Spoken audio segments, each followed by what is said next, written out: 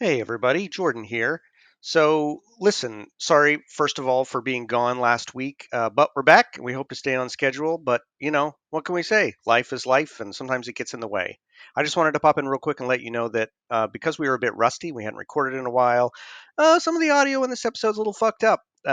Matthew's mic was connected to the wrong mic, so his sound's a little wonky. It's worse at the beginning of the episode, so stick with it. I think it's a good one, so if you can, stick with it. It gets better as the episode goes on. So anyway, I won't keep you any longer. Enjoy the ep.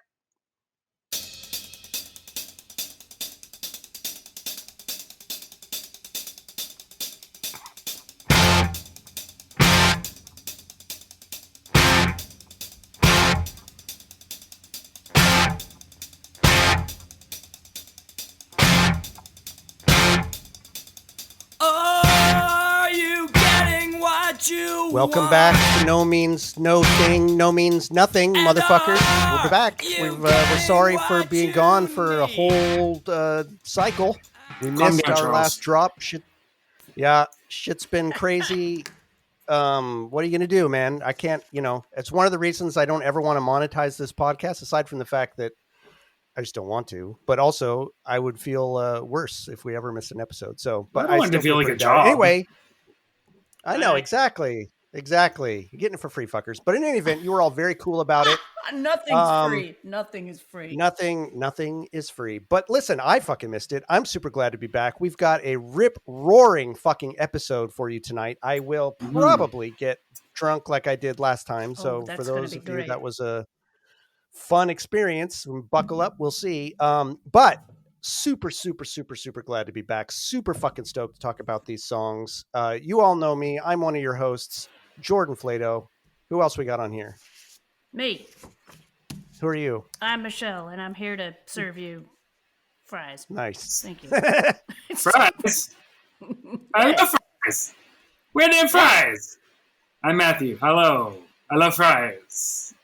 Eat fries. I also love fries. But before we eat any fucking food, because we didn't bring our lunch, we've got to talk about what we're drinking. And I We have didn't poured. bring our lunch. I get that Yeah, joke. you get it. Yep. You get it.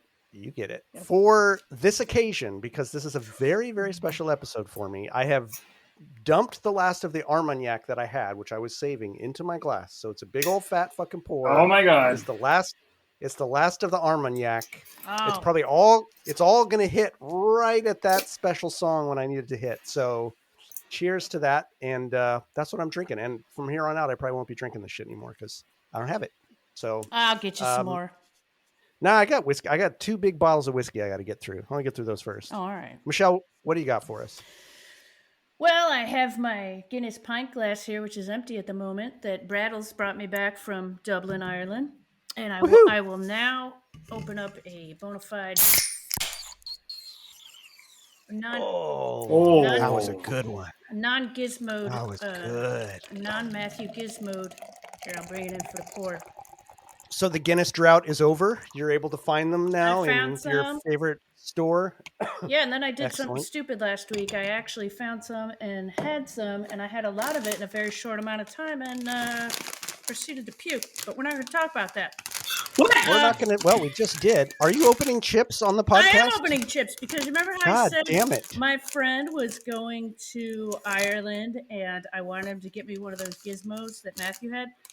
Yeah. Anyways, He got you he chips always instead? gets me chips, and he gets me those little, I forget the name of them, but they're from Ireland and they're good. But then he also got me this bag. This is a very famous bag of chips over there, a company called Keogh's.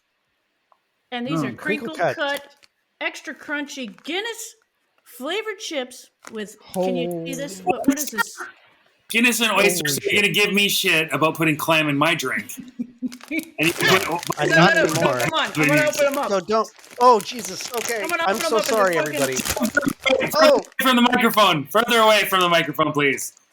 You've destroyed our listenership. Oh, Oh my god. God, I'm so sorry, everybody. Was it worth the wait? Are you glad we were gone Oh my 4 weeks? God. Holy I shit. don't taste any oysters in here. They're very salty. Holy Christ.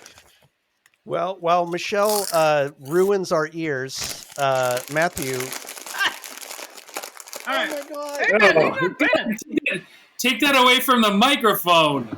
Holy Hey, I'm going shit. to give Put you a down bag that- when you. All right. Jesus, not like Put I down that- farted, but I probably will later. Just wait till you hear this episode, Michelle. Oyster Then you'll fat. understand what we were doing. All right, Yeah. Matthew, what do you got for us? All right, I got from Moon Underwater, which is Victoria Brewery, the Old World Saison, and I have a Oh. feeling this is going to be one of these Saison. lightweight versus kaiju matches up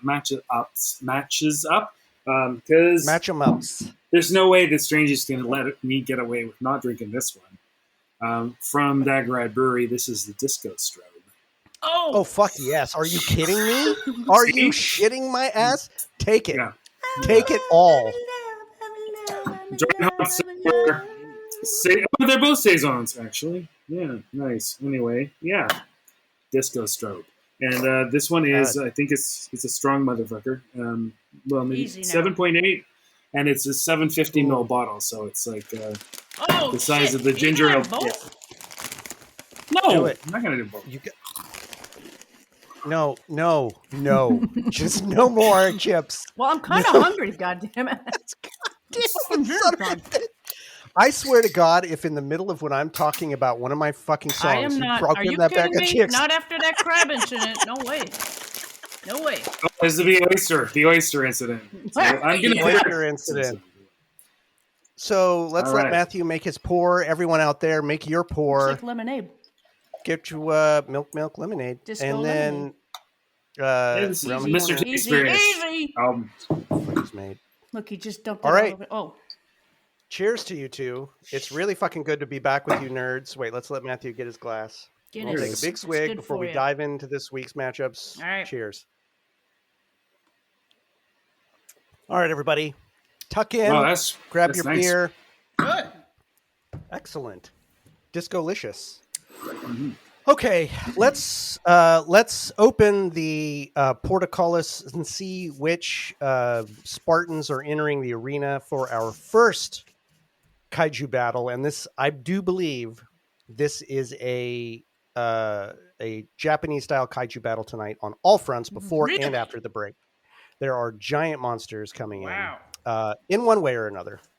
So our first matchup is Brainless Wonder Oh God. off of Wrong, Oh. 1989, Oh. versus Faceless May off of Tour EP1 from 2010.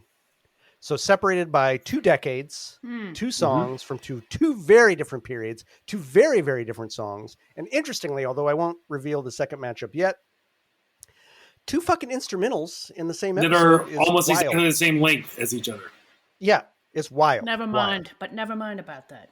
Well, never mind about that. Anyway, so we're going to start with Right. Brainless Wonder. Oh! So everyone turn off your brains a little bit. And I don't know, this song's not that long, so you may just be hearing the entire thing. I'm not Do it. sure. Do But it. here's a little clip.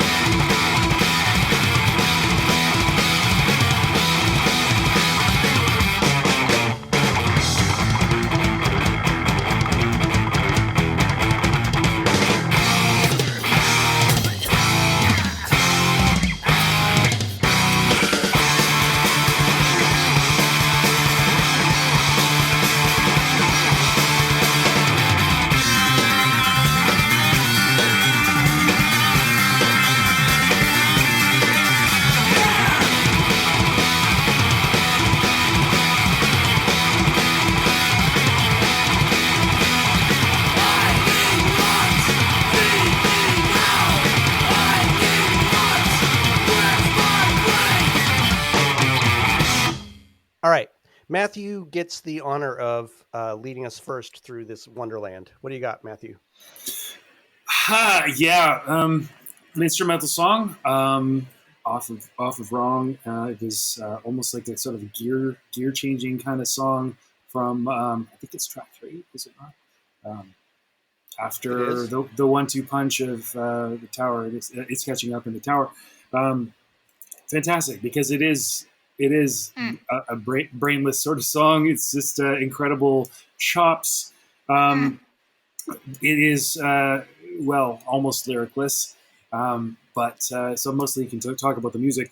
I love how the floor tom sounds like a double kick drum. It sounds like one of these things where I don't know how John does it. That he manages to sound like he has a double bass pedal, but he does not.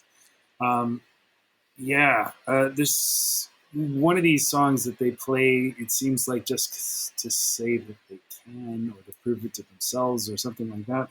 But there's lots of little like awesome bits and pieces. There's a part where they go sha, and I don't know whether it's music. I don't know whether it's like it's a part of the song, and you would totally, if I pointed it out to you. I would, yeah. If you pointed it out, I'm sure. Yeah, but I don't know whether it's an instrument or whether it's vocals. Them actually going.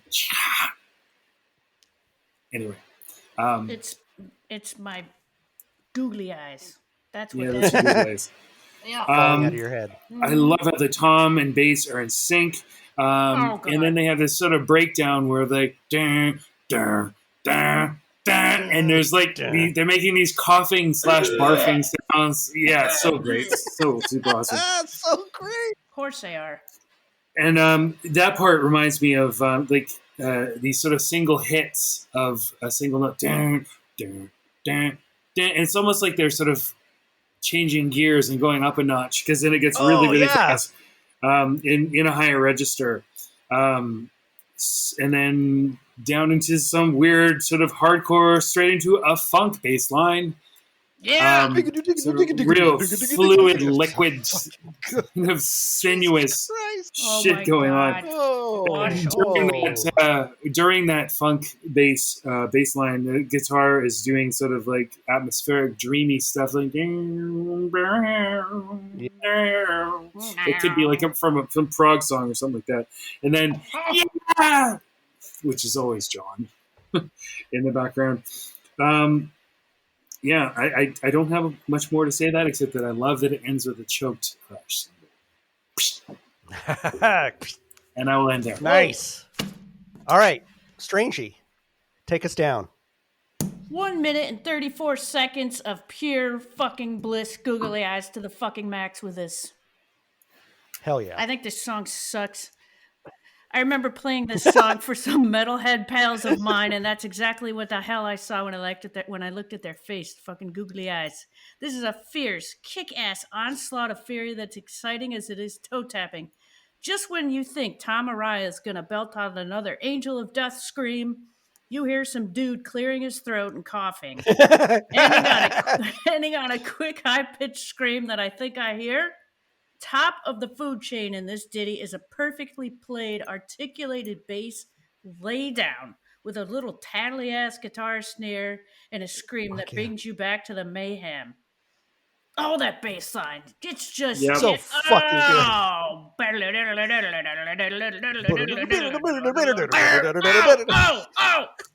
Oh God. You could simplify this riff as 3 solid slams, but listen to the juice and triplets they throw in there. Bam, blah, blah, blah, blah, blah. Right? Yep. Oh, exactly. Enter the I need lunch. Feed me now. I need lunch. When's my break? That is My freaking break. hilarious. Yeah, and it kind of takes the seriousness out of the song, and I want to know the story behind that lunch break line. This is a thunderous throwdown that leads into the greatest song they ever fucking wrote. Yeah, well, I'm not going to argue with that. Yep. I'm not going to fight you. Not going to fight you. We'll fight later. The greatest, Fuck yeah, greatest song they ever wrote. I don't have googly eyes on this, but I should. That's what this means. It doesn't mean because they don't deserve it. It's because that's not my thing. So what I wrote instead was Thrashterpiece. It's not a happy bridge. It's not. It's not a happy bridge; it's a thrashy bridge. It's awesome. So this is a great fucking you bridge. are a dad, so I suppose you're allowed. Yeah. I'm allowed. I actually have my card in my wallet about it, but it is a fucking thrasher piece. This fucking thing is it toes that line. Like if you're just listening to it, you couldn't listen to this song casually, but if it's on in the background, you're not paying attention to it. There are the sign. Yeah, exactly. But there's the signs of it being sort of like a thrash metal fucking song. But when you really listen to it, that as you were talking about, Michelle and Matthew too, the complexity underneath it, those triplets that just fucking erudition behind every fucking note and transition and curve, and then just the humor underneath all of it. They're just taking the piss out of it. That's just sort of thing like, yeah, we're so fucking good. We can play this good and still not take it seriously. Fuck you, right? Like it's just so fucking good. And it's the perfect bridge between The Tower and Tired of Waiting, this thunderous, ponderous song, this gorgeous song, Tired of Waiting. Then there's this blistering thrash funky piece into Tired of Waiting, which is jazz. I mean, it's just this. I mean, again, a masterpiece of beauty. Of everything, but of what's the word I'm talking about? Of how they arrange their out. There's a word. Listen, I've already lost my language. Fuck this episode. Sequencing. That's what I'm trying to say. A masterpiece of sequencing in terms of where this falls on the album. It's fucking gorgeous. And I just the contrast between the blistering speed metal and the jazzy riffs, the tightness of it all, it's out of control. It's fucking amazing. Yeah. And of course, that ending, I need lunch, when's my break? I think there's a callback to this in Cat, Sex, and Nazis when John goes, I've come to work and I've brought my lunch. I think so too. Yeah. I think that's a callback to this song, which it deserves a callback. But no, this song they don't have many instrumentals. They're few and far between. But this is in there. I think this is their. I mean, we've got Obsessed, we've got Happy Bridge, we've got a few others, but when they decide to do it, they just do not hold back. This is just fucking crazy. I never got to see this live. I don't know if they never played. Maybe they played it with Tom. I don't know, but I wish I would have gotten to see it live. No, I don't know if I did see that. I don't know. That's a lot of energy to do that. They were probably trying to take it easy. A lot of fucking energy. Again, back in the day, I was always so excited to be at a show that I didn't remember what songs they were playing. Yeah, right. Didn't in any event, that's about all I have to say too. You know, I'm a lyrics nerd when it comes down to it, but it doesn't matter. That's mostly because all their songs have lyrics. They can be powerful and good as fuck without words. They don't have to say a single fucking word to be just fucking kick ass. I've already said a million fucks. A doozy. Yeah, this song gets 4 fucks up. So there you go.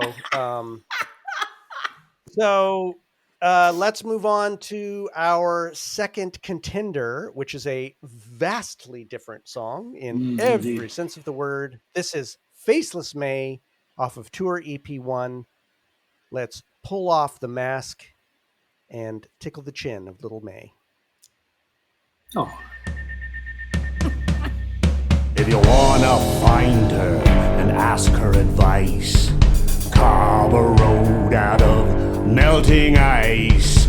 Walk to the sunset and pause to see the burning rays as they cease to be. Wait for the moment to pass before the mirror of what will be nevermore. Then turn to the left and close your eyes and whisper these words to the dying light. Faceless May, tell me please, why do the fish only swim in the seas? Why don't they spread their fins and glide on a rippleless breeze to the deep blue sky? She will not answer, she's funny that way.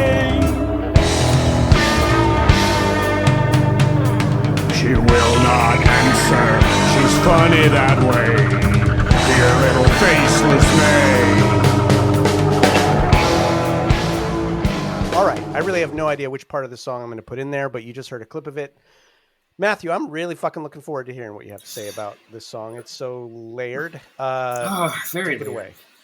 Again, it's like so many of these tour EP songs. I wish that I had paid more attention earlier, because I kind of wish I'd spent more time with this song, even though we've had longer than average to listen to these songs and prepare for these. We need more thinking on this one, because again, I don't know these songs nearly as well. And but Faceless May, it is mysterious, and I think in a previous episode, Jordon, you said, yeah. I don't have much of an idea what it's about. I think what is Faceless May? I think it is the personification of something inhuman, some force that is greater than everything, and maybe it's time. I have a feeling that maybe because there's almost a few callbacks to that. It's like furrow the years. They use the word furrow in now. Yeah. Your cries above the furrow, draw my fingers like a plow, and that is certainly a song about time. How you get slotted into a particular furrow, and the furrow is where you plant your seeds as well. So that's what springs forth. Interestingly, there's a strange word, rippleless, which is a hard word to say. Yeah. Rippleless. He says the word rippleless twice in this song in two different contexts. And I kind of am interested in that. It's almost like different, where are they? A rippleless wave and a rippleless breeze.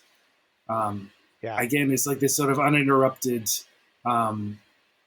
it's kind of interesting that we've got another song coming up that has to do with water metaphors. Or fluid metaphors. A rippleless wave and a rippleless breeze. This sort of changing of liquid to gaseous metaphors, and then he talks about fish and why aren't they swimming in the sky. I don't know. It's a confusing one, and I need more time with this one, I think. What else have I got here? If she had eyes, they'd be bright and wide. Something uncorrupted and pure. It's something completely unaware. Some force that's completely unaware of everything that it's affecting. I think maybe that is more credence to it is something like time or nature or something like that. She's got a withered hand from stirring the pebbles in sand. It actually reminds me of that stick hand that sort of Mr. Happy figure has on there. Oh yeah, the straw guy. That guy in the album art. So maybe Faceless May is another aspect of Slade, that other side, or that maybe Slade is the part that pays attention to you and messes with you, and Faceless May is the part that doesn't care and affects you regardless of how much you pay attention. It doesn't pay attention to you because it's got no feelings. It's funny that way. Dear little Faceless May. I always thought it's kind of interesting how Dear little Faceless May, it's almost like a diminutive or sort of an expression of fondness, but it's almost sort of a condescending way of referring to something that is so powerful. It's kind of an interesting way, and I'm interested to know what you guys. Like that. Yeah. That's sort of where I'm going. Yeah. So it's some thing that's totally unaware of you that affects you regardless. What else have I got here? Mostly it's the music, because this is an interesting musical song. It's got a lot of different bits and pieces. So the last sort of lyrical thing that I've got in here is turn to the left, which is turn to the left and close your eyes and whisper these words to the dying light. So the left is the sinister. It's the dark. It's the sort of like the standard. Right. The left-hand path. Yeah, the left-hand path. So maybe that's it. I don't know. Turn to this darker side and sort of let it wash over you. Musically, interesting song. The bridge. I'm glad when these sort of latter-day songs where I start to feel Tom doing sort of more atmospheric stuff, I kind of get sad because I wish that I'd been able to sort of see him grab the reins in the music a little more, because he's a fantastic musician. I think he got a little subsumed or just sort of. I don't know. I can't imagine that Rob and John treated him like a hired gun, especially because he's such an old friend of theirs and everything like that. But maybe he didn't sort of really, drop his needle in the groove to a certain extent. Really, sort of this song I think has more. It was a big set of pants to step into, right? And like and they're such a dynamic, powerful duo. Right, it's got to be really hard to feel like you can make your mark on that, right? And his style is so fucking different than theirs. That it's this is one of the songs where it feels like sort of Tom has his mark on it a little more, and I really like that about it. And, I love the rockabilly breakdown, and then ending in a total beautiful snare roll. And there's a lot of snare kind of shuffly, rolly type stuff that goes on. And then a dialogue with Tom. It's sort of a more Tom and John kind of interplay on this song, which is kind of fantastic. But yeah, some of the guitar effects, they remind me of some of the things that, he's talking about stirring the pebbles and sand, like maybe it is time, maybe it's water eroding, and some of the guitar effects remind me of like ice and sunlight, stuff like that glinting or sort of weaving their way through the rock. So yeah, it's a really beautiful song musically, and I don't want to say it's like overproduced. It seems like a lot of care has been given into sort of the reassembly of the bits and pieces of the song, and it is sort of like where No Means No might have gone. It again makes me a little sad that they didn't go much further than this, because it's not like their earlier stuff. It is different, and it is going in a direction which I find really interesting, especially going back and listening to it again. At the end there's some keys, which is cool. And it's almost like a machine or clock winding down at the end. And I can't remember whether it's in the main No Means No group on Facebook or whether it was in our podcast group, but somebody said something about, a comparison of No Means No and Rush, and everybody got mad because it's like, it's just because there's 3 members and the Canadian. So come on. So people got a little better about it and said, okay, which No Means No song reminds you of Rush? And a lot of people said, I don't remember which one it was anyway, but there's a Tom Phil. Yeah, it was Brainless Wonder. There's a Tom Phil, and I wish I could. It'll come to me in the middle of the night, no doubt. But there's a Rush song. There's a Tom Phil in this song, which is almost identical to a Tom Phil in a Rush song, and so this would be my. This is the one that maybe reminds me of Rush. John stealing from here and there. Yeah. Wow. Yeah. Slowly Melting. Slowly Melting is the one that a lot of people said it might remind that deserves a chip. Oh, Christ. Slowly Melting. Slowly Melting. Anyway, that's what I have to say about Faceless May. Again, I wish I paid more attention to it earlier, but I have more time to listen to it, despite the erosion and pebbles and sand and weathered hand of Faceless May. Right. All right, Michelle, opine for us. All right, you want to have some chips? No chips. Okay, I'm good. All right. I'm good, thanks. Matthew, I got 2 bags. I'm gonna save some for you. All right. Sweet. So an oystery. Awesome. Right. So I listened to a live version of this, and Rob introduced the song and asked everyone if they knew why the song was called Faceless May. John asked too, and Rob says, it's about a little girl, and she has no fucking face. It was so funny. He was just being a dillweed. Dillweed. And then John went, asshole. It's about a little girl, and she has no fucking face. It's funny as hell.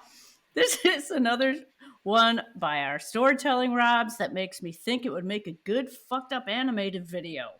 Oh fuck yeah! I Yeah. was gonna say that Yep. actually. Yeah. Yep. It's a little disturbing. The music sadly doesn't blow my mind, but it sure is a beautiful backdrop to the piece that helps paint the picture. It's a woefully lonely piece that sometimes Yeah, it feels is a lonely. bit too stripped. Yeah, it feels a little too stripped down to me at times, but maybe that's what they were going for. I like the guitar effects quite a bit and spots where they Mm-hmm. insert cool sound effects. A straightforward piece that's heartfelt and unfeigned. He's playing Nice. up I on love that the. heart. Yeah. I don't know what it's Up by the- called, but like where you the tight part behind the tuning Behind the pegs. tuning pins. Yeah. Non-speaking length. You Yeah. can call it that if Mm. you want to. All right. Yeah. Clink, clink, clink. So, Faceless May. I love this song. I think it's fucking great. I think that this is one of those songs that is the other side. So this is interesting comparison between these songs because Brainless Wonder shows their musical virtuosity and skill in a way that's uncomparable. Yeah. But they also have this ability to settle in and say, and I'm going to talk about this when we get to this next matchup. They don't have to do that to show their power. There's this other side that I think really comes from Rob. That's this beautiful contemplative side where it's like, listen, the power of this song is not there. Right. I don't need to show off musically to communicate something incredibly rich. Let me do it through this instead. Uh-huh. And this is, I think, in well, this is not true. I think there's actually several songs like this on the tour EPs, but this is the most, to me, mysterious song of the final EPs. And thematically, to me, not musically at all, but thematically, this really feels like a companion to Mary to me. Really? Okay. Yeah. How about that? And Matthew, Faceless it was Mary. interesting. Yeah, and actually a callback to last episode, and we did not mention this song. You mentioned the fact, Matthew, about how there's very few songs where they call out names, and we didn't call Mary. out Faceless Oh, May. right. Yeah. Mm-hmm. But this is one of the others. Yeah. Yeah, this is wait. What'd you say? Well, Mary. I missed that. I don't think we mentioned. Yeah, Mary. Yeah. Exactly. And Right. so this is one of the songs where they call out a name, which I think is really interesting. But the reason I think it's similar to Mary is that it's referring, and much like you said, Matthew, I think it's referring to that impersonal, almost cosmic fucking just nature force, this force behind our petty humanity that we want to anthropomorphize. We want to find as cute. There's this thing that, like, calling it Faceless May, this diminutive sort of like child that you want to love, but every description of her is grotesque. She would have beautiful eyes, but she doesn't. She's faceless. Yeah. Her hand is withered. Like all of these things, like he sets up, if she were happy, her joyous cries, if she were happy, but she's not. She's nothing. You can't understand her. She's He not keeps sad. setting up- She's just not happy. Exactly. She's just not happy. It's this thing that you cannot understand. It's like, and one of the things that this thing makes me think of in terms of because I do think it's nature, right? Great nature with a capital N. Mm-hmm. It's showcasing our desire to understand, our desire to anthropomorphize, our desire to say nature is like man. But it's so this is a beautiful piece of poetry that puts it completely out of reach, but talks about our desire to make it human, and we can't.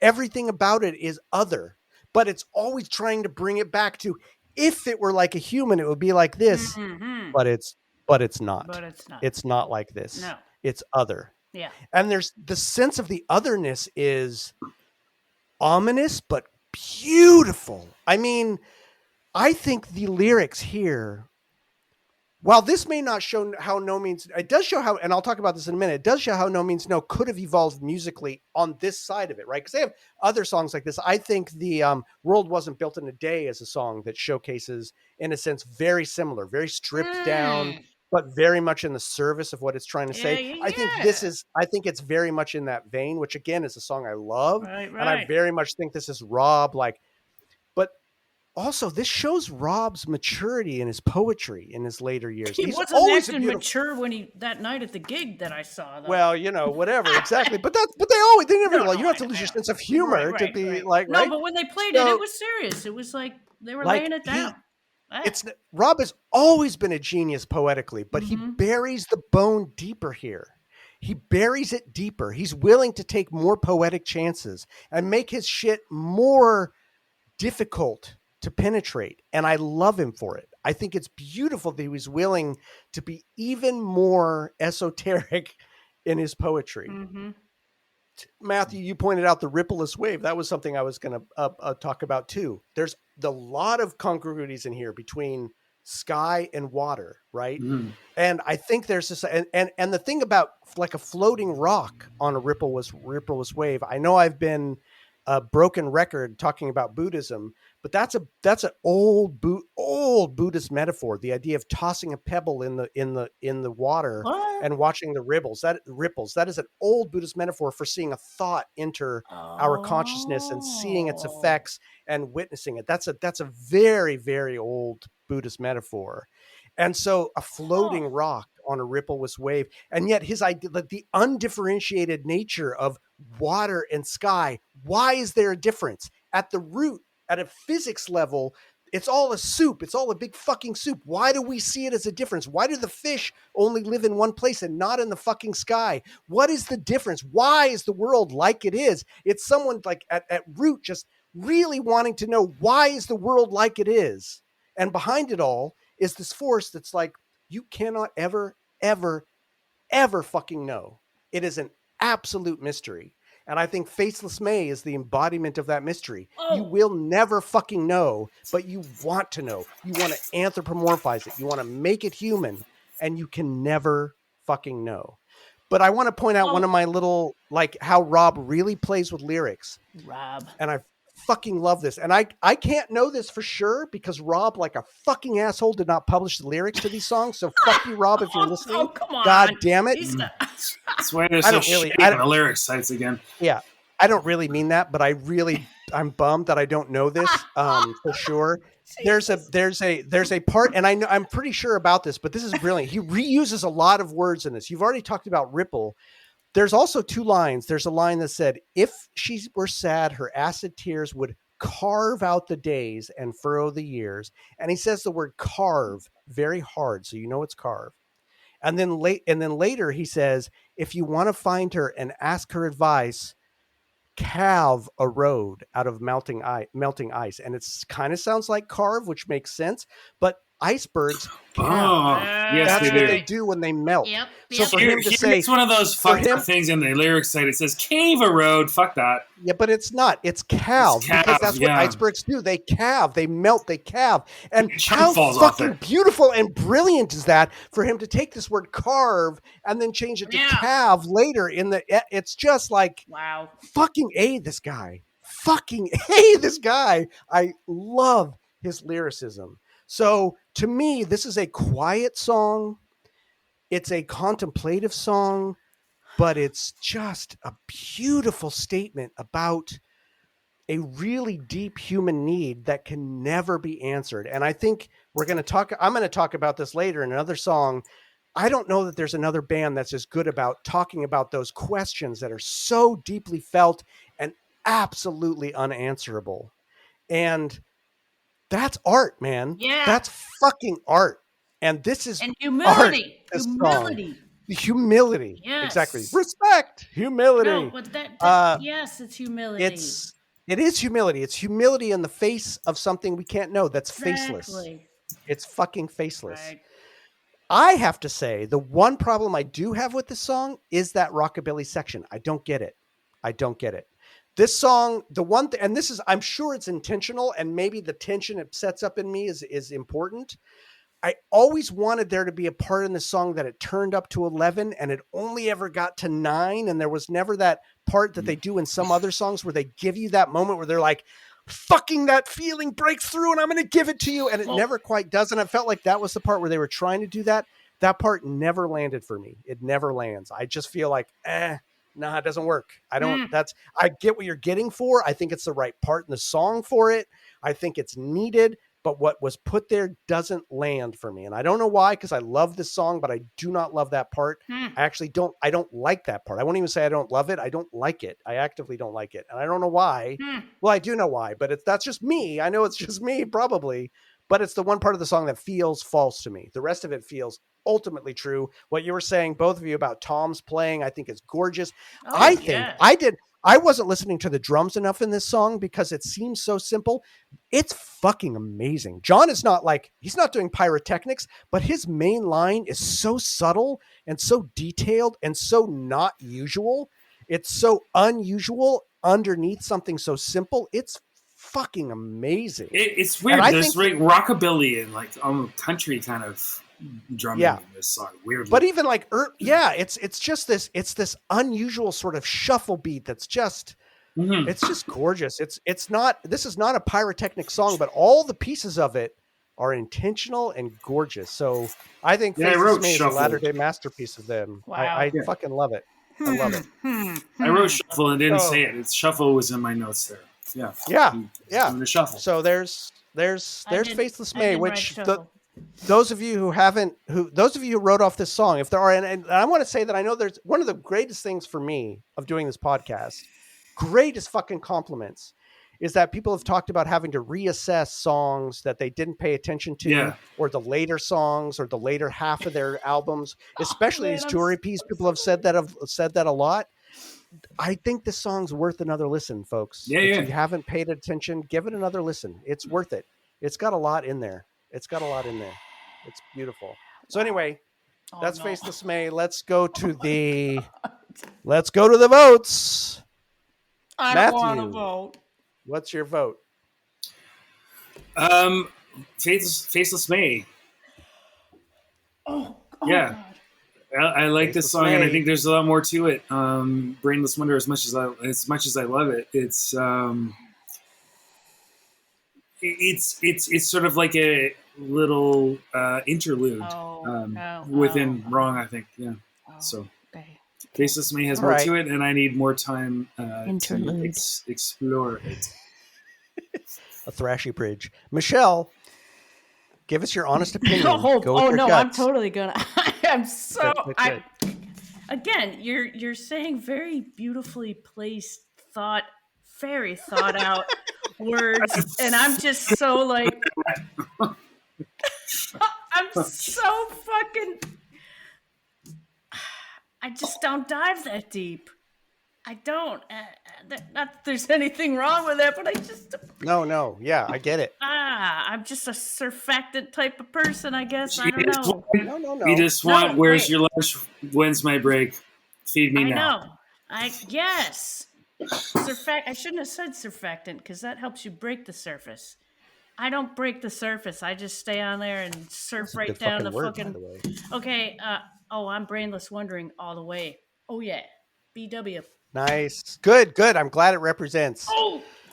So I love Brainless Wonder. I think it's a fucking 4 fucks up song. I think it's tight as fuck. I love it. If I were someone who didn't really dive into lyrics, it would win for me. I'm not saying this diminutively. This is not an insult. No, I mean it, because I get it. I get it, right? If I weren't listening to lyrics, it would win by 1,000 miles. Yeah. But for me, it is Faceless May, because I think it's a later day masterpiece of Rob. And I think it's one of his poetic masterpieces on that front. So I have to go with Faceless May. It's not as good musically. I'll put it there. Although the music serves it, but it serves something else. That music does serve it, but this serves something else. But I get it. This is no shade on Brainless Wonder, because that song is tight as fuck and is fun as fuck and is so good. And Brainless Wonder is perfectly placed on that album. Absolutely. This is the thing that tour EPs do not have. Tour EPs do not have masterful sequencing. Structure. None of that matters. That structure matters zero. Those songs could almost go in any order and it wouldn't fucking matter. Brainless Wonder has to go where it goes, and it's better for where it is. Yeah. So it wins on that front in terms of sequencing. It is a genius placement of a beautiful song. Thank you. This is not an easy choice for me. I'll put it there. This is not a no-brainer. Hey. And it would win on that front. Not a Brainless Wonder? It's not a Brainless Wonder.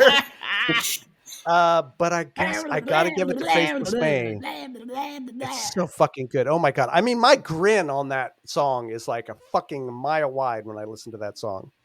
So I feel kind of bad actually, but that's my vote. All right, All right, we're being honest. let's move into our central section. Maybe let's not make our begging quite as long as it was last episode, which was really long. But Matthew, do you want to supplicate in front of the folks about what we want from them a little bit? I think it actually worked last kind of begging because we actually got a lot of really awesome submissions. Thank you all for your submissions. Hey, Michelle, quit it. I am hungry. What the fuck? You ate your. Remember that fucking that juice you had with the red shit in it with the celery stalk? That was irritating Jordan. That was it. That was to irritate Jordan. It wasn't because I was hungry. All right, fine. Thank you all for your submissions, and please send your submissions in.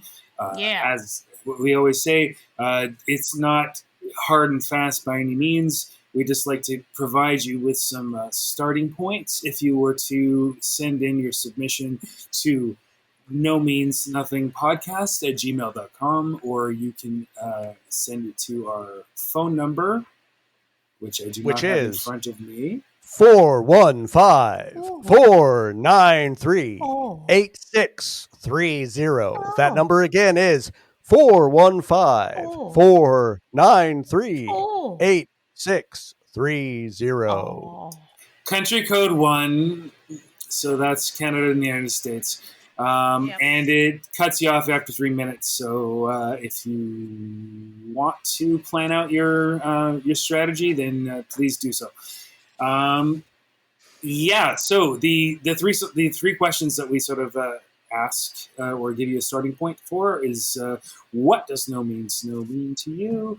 What was your kind of no means no origin story? Or if you have a wonderful story about hanging out with some buddies, listening to No Means No, the point at which you were introduced to No Means No by a girl you thought was pretty. That was me. Was me. Hell yeah. Or boy you thought was pretty. Or if you had a really good time at a show, or a really shitty time at a show where the bouncer kicked you in the balls and didn't let you in at all. Doesn't matter. Just like the hoodie. You didn't win the hoodie. That's right. Yeah, give us some stories. Those delicious stories. Thank you again for all your submissions, and please give us more of them because we do actually have a little bit of a buffer. Maybe it's because we haven't been recording quite so much, but we have a couple more. We have more submissions than we have episodes to release currently. That's right. The guilt's getting to people. I want to let you know, if you've sent something in and you have not heard your submission yet, you will hear it. Oh yeah. I'm dedicated. None of these will be unplayed one way or the other. So it will get in, and we're just trying to space them out and figure out which ones to play where. But don't worry, there's none of them that are going to sit. And I'm keeping track of all this shit. None of them will sit unplayed. Huh? Wait, what's that? He straight up has a spreadsheet. Oh yeah, I do. I have a big ass spreadsheet. Someday I'll share it. But anyway, this submission this week is going to be a red one, right? We tend to sometimes play the ones that are recorded, but we also appreciate the ones that people just send in to us because they don't want to record something, which I totally fucking get. Every time I have to listen to one of these episodes to edit it and hear my own voice, I'm like, fuck that shit. So I get it. So this week we're going to listen to Matthew read a submission from Jeff Davidson. So Matthew, go ahead. Yeah, I'm going to try not to rush because as soon as I finish reading this, I'm going to need to go water my star jasmine, so to speak. Yeah. All right. So, Jeff Davidson, son of David, Jeffrey. My journey into punk rock began with the Dead Kennedys when an Atlanta, Georgia college radio station, WRAS, Georgia State University, played Bedtime for Democracy in its entirety. As such, I became a huge fan of Dead Kennedys, and a few years later, just getting into my teen years, I began using my hard-earned money to collect albums from the Alternative Tentacles label. One of the first albums I got my hands on was the Oops, Wrong Stereotype compilation, and this is where I discovered No Means No. The Wrong Stereotype compilation album led off with a 1-2 punch of an instrumented version of No Fucking, followed by Hunt the She-Beast. Mm. Holy shit was in order, and I immediately began seeking out more of their music out. Nice. Not long after, I went to my local record store and found The Day Everything Became Isolated and Destroyed. Just the opening combo of The Day Everything Became Nothing and Dead Souls cemented their place as one of my favorite bands. I didn't think much of most of the rest of the album because I guess I was too young to appreciate the jazz influences otherwise, but that has since changed, of course. Nice. I remember seeing a review of Wrong in a Thrasher magazine soon thereafter, went out and got the album, and have since been known among my friends as the guy who likes No Means No. Oh, And you could nice. blame me. Down the rabbit hole I went, and they remain my favorite band of all time to this day. Nice. Oh, yeah. I will Proud say, of him. however, that the fact that Histonol only released 2 albums is one of the greatest tragedies in music history. Hey, Andy! Fuck yeah. Hey, Andy! Come on. What are you You doing? know, Andy and Scott could be contenders. Whoa. What does No Means No mean to me? Their music has been there with me through everything. Tough times, breakups, moments of absolute joy. And in my moments of doubt and hopelessness, I have always been able to summon Victory as a personal anthem, and I will go out on a limb to say that Victory is my favorite song of all time by the band. Oh, It nice. has really helped me through a lot. While I'm at it, top 10 would definitely include Self-Pity / Long Days. Yes. Okay, it's interesting he put a slash there rather than a comma. The Tomer, the Tomer, the Tower, Oh, my God. Stock Taking, The Day Everything Being Nothing, all of World Head. Hell. This is why you guys have this podcast, right? Amazing World body Head? of work. No, is it? Okay, anyway. And impossible to choose even 10 favorites. Fuck. Just a little I aside agree. here. When I ask people, what's your favorite band? What's your favorite song? And I know they like music. This is my standard little thing. Is like, what's your favorite band? What's your favorite song? Whatever. That's hard to answer. So I always say, name a band that you would put in your top 5 70% of the time that people ask you that question. It's easier for people to answer. Desert Island Discs. Yeah. The only time I got to see No Means No was in, I think, 1994 when they opened for Alice Donut. Opened for it. Okay, so alongside Yeah, Ultra they did. Day and Atlanta. Mm-hmm. Oh my God, what a lineup, right? It may have been the only time they played Atlanta as far as I know. I don't think that's true, but okay. I believe this was right after Tom joined the band. Of course, Ultra Day was absolute chaos, and I remember No Means No opening with Now, and really the only other thing I recall is sitting down with the drummer of Alice Donut, Stephen Moses, and predicting as much of their set list as I could. I'd seen them live several times. And Rob Wright playing pinball in some grungy red sweatpants, but I was too shy to approach him. Great show either way, and I regret that was my only live show with the band. As a final aside, since I just listened to the episode with Self-Pity / The End of All Things, there is an older version of Self-Pity on the Last Call Vancouver Independent Music compilation where Rob does the vocals, and I should know that myself. I have it. It always stood out to me because of the way the track ends. Of course, on the US release of Sex Mad, it transitions into Long Days, a transcendent combo. Good adjective, dude. I definitely would have appreciated the UK version when the drums and Self-Pity just stop and the album finishes. Beautiful. But in the Last Call version, it goes straight into a song by Work Party called The Work Song.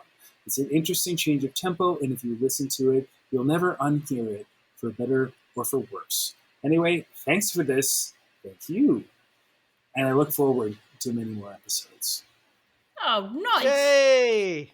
All Thank right. you, sir. Raising our glass. That was excellent. We really, really appreciate you writing in, Yes, Jeff. thank you. It's fucking great. This is probably one of my favorite parts of this fucking podcast is hearing people's Yeah. stories.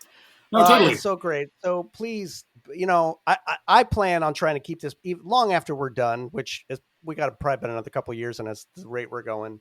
Indeed. I plan to try to keep this up for a long time so that new people who discover the band might find this and listen to it. So your story could live out there for a while. Who knows? And you know, this is a community effort in many ways, and this podcast exists because of a community, because of the No Means Whatever message board, right? That's where we all met. Oh, So- it is. Yep. So you know, you can be part of that history, but putting in your little bit here. And who knows, there may be other different opportunities to come. So we'll see.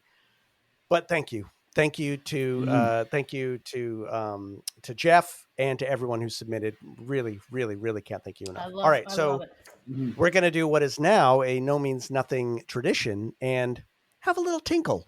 And we'll be right Are you back. going too? Oh my! You're gonna leave me here again by myself? I am. You can Yeah, either so talk and I'll sing leave a it in, song. or you can be silent. Sing him a Silent, and song. I'll cut it out. It's Well, up to I you. might have I'll another determine. no means no story I can talk about. Sure. Hi, everybody. Now that the guys are gone, we can talk about feminine things. Just kidding.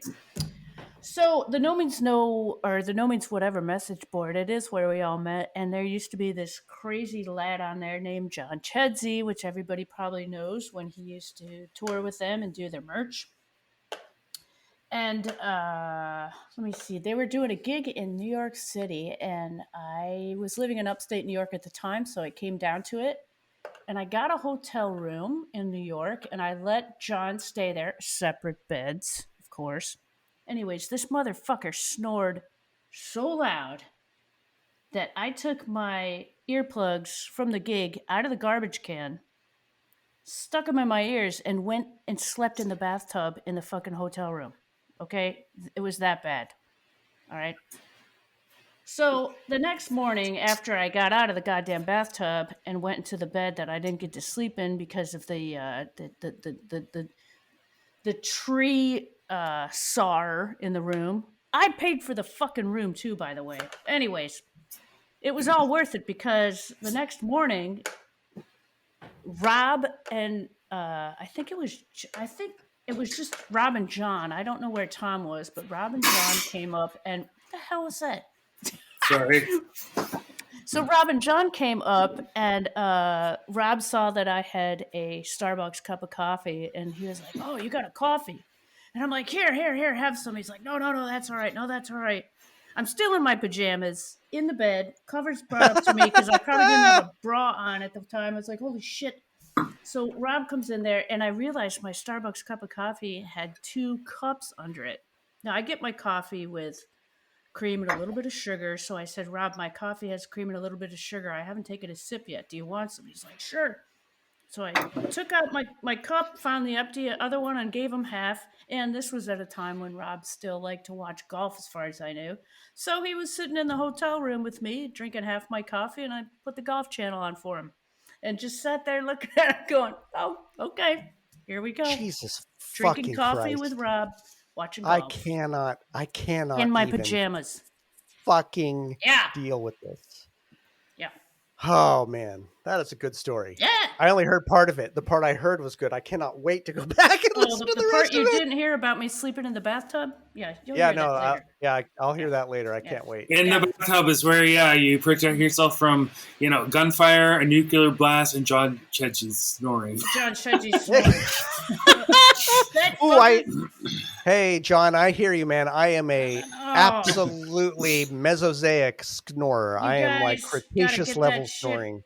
You're taken care of, man. Get I that do. I have. face. I have a fucking machine. Do you? Do you have the CPAP machine? No. I don't have the CPAP. I have a machine that's like a little a little inflatable bladder that hears my noise, so that if it hears me snoring, it moves my pillow up and moves me. Shut up! No, I do. Dude, what? There's a surgery you can get. Like, talk to your ENT. Yeah, it's just. It's probably your wife putting the pillow over this your is head. the United. This is the United. This is the United States. That will bankrupt me, Matthew. Thank you. Oh, of course. Yeah, so sorry. let's move into our part 2. Okay. Fuck. Uh-oh. Okay. Okay, everybody. Here's our match Do you want to for part stretch? 2. Do you want to stretch, man? No. So you do some. I don't want to stretch. But I realized I was so into this, I didn't pull up the year of this. So give me just a second. Let's vamp for a second. Our first matchup is The River off of Why Do They Call Me Mr. Happy, 1993, but also off of In the Fish Tank, 1996, versus The Night Nothing Became Everything off of 0 + 2 = 1 from 1991. All right. So I want everyone to take off your socks and shoes. Really? You can't be like the guy in Heaven is the Dust Between My Toes and put on a nice pair of warm boots. You got to put your fucking feet in this one. And I'm sorry, but I'm not really going to do this, but I just want to put the whole fucking song in here. I'm not going to because it's long as fuck, but you all need let me say this before I play a clip. I would like to ask everyone who's a big fan of No Means No to right now stop the podcast. I want you to pull up the lyrics. I want you to pull this up, whether you got your own copy of this, or whether you got this on YouTube. And I want you to listen to this fucking song right now before we talk about it. I want you to listen to it and read the lyrics, take it in, and then listen to this little clip.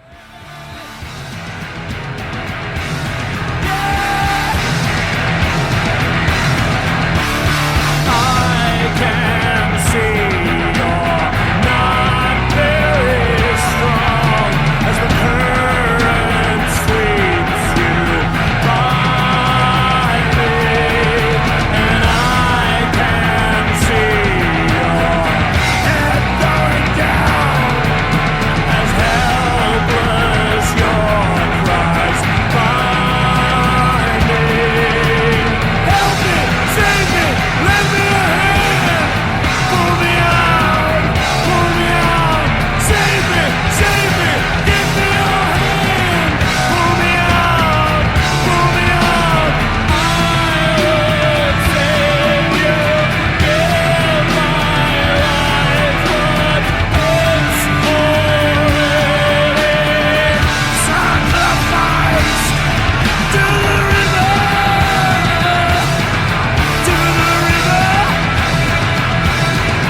to the river, to the river.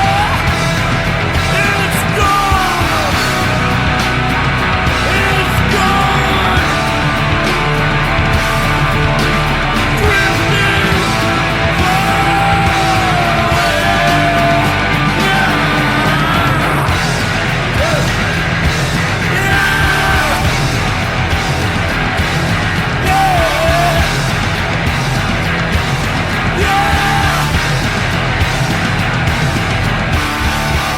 Mothers, tell your children the truth. Don't hide the fate that's waiting. When you're born, you start to drown. There is no help, no safety. First the gift of love is given, and the winds rise. This is a river, in the river, in the river, in the river, in the river. It's gone.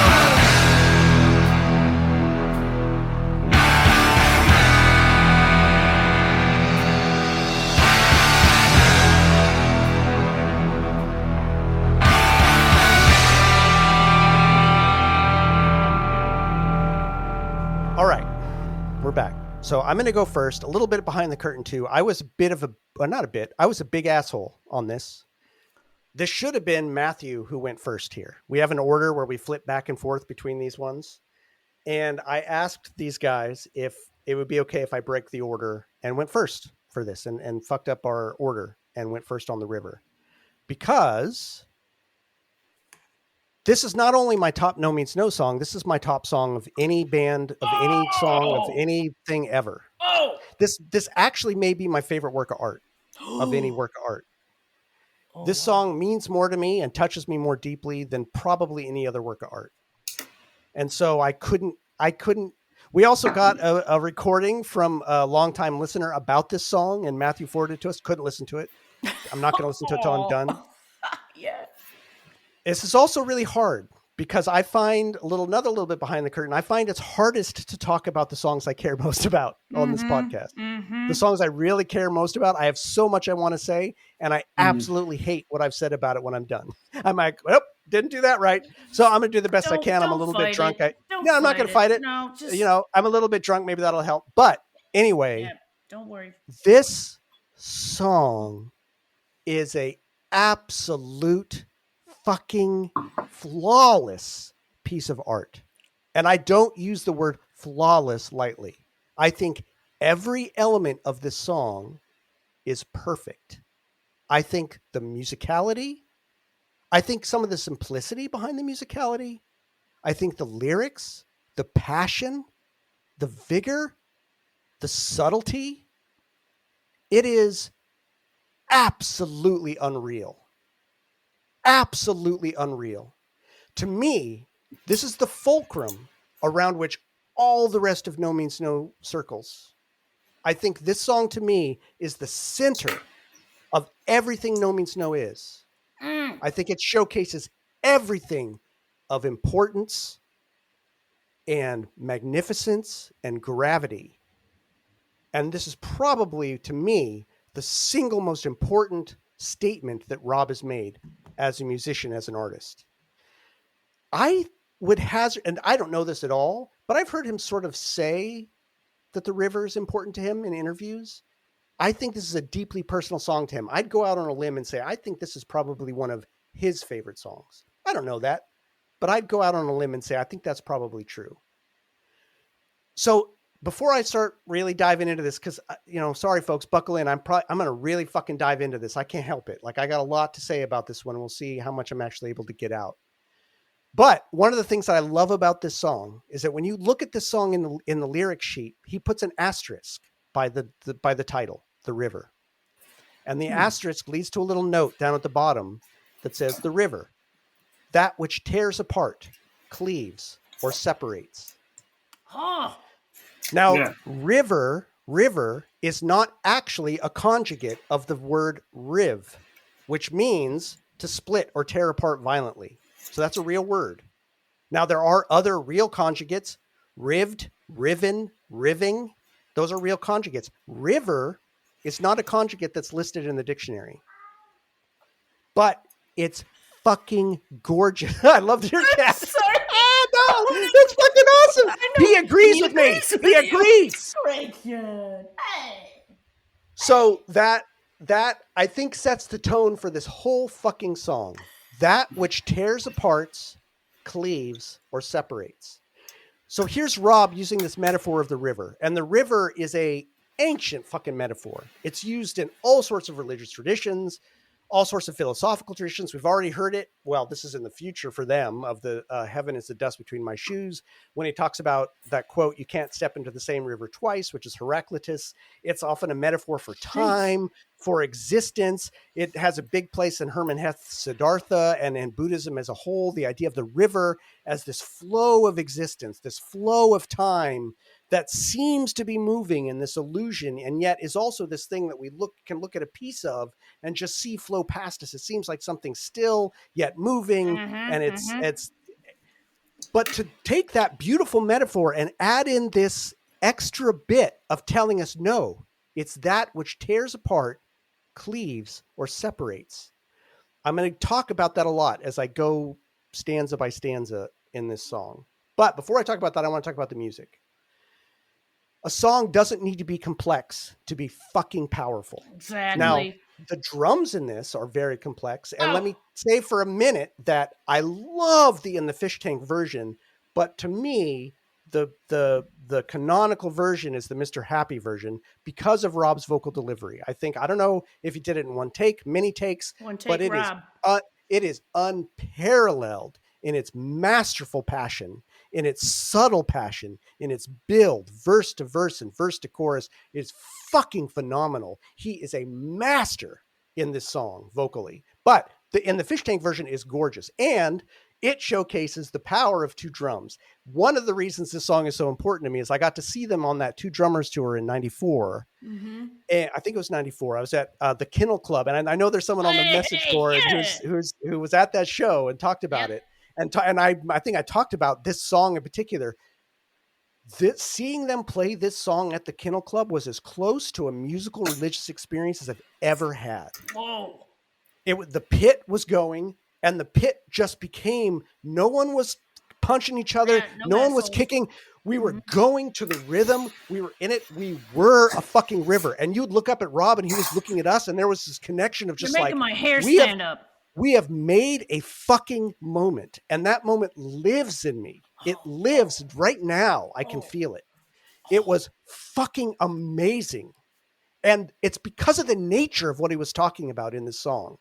It was, again, one of those moments where what he's talking about, how they're playing it, how he's singing it, and what our bodies were physically doing in space. It was like, fucking A, like this is it. This is what art means. Like, this is what you do with art. This is what you can do with art. And I think this song, it's, first of all, it sounds like a river, right?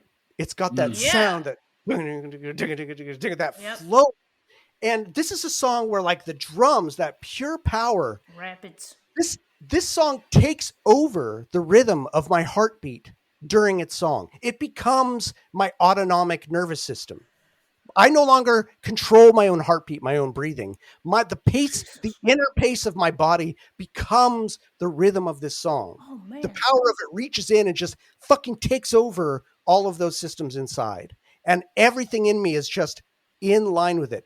There are other No Means No songs where I can love them, but sometimes I can listen to the background and I feel my mind wandering. Never with this song. Always my full attention. And anybody who's studied attention knows that you may think you can pay attention. You fucking can't. You really can't pay attention for longer than 5 seconds before your mind wanders. This song captures my attention every fucking time, fully and completely. Not just my mind, but my body, because this is one of their songs that grabs not only my mind, but my body and my feeling. All the parts of myself engage fully with this. And I feel that Rob is fully speaking to every fucking piece of me flawlessly.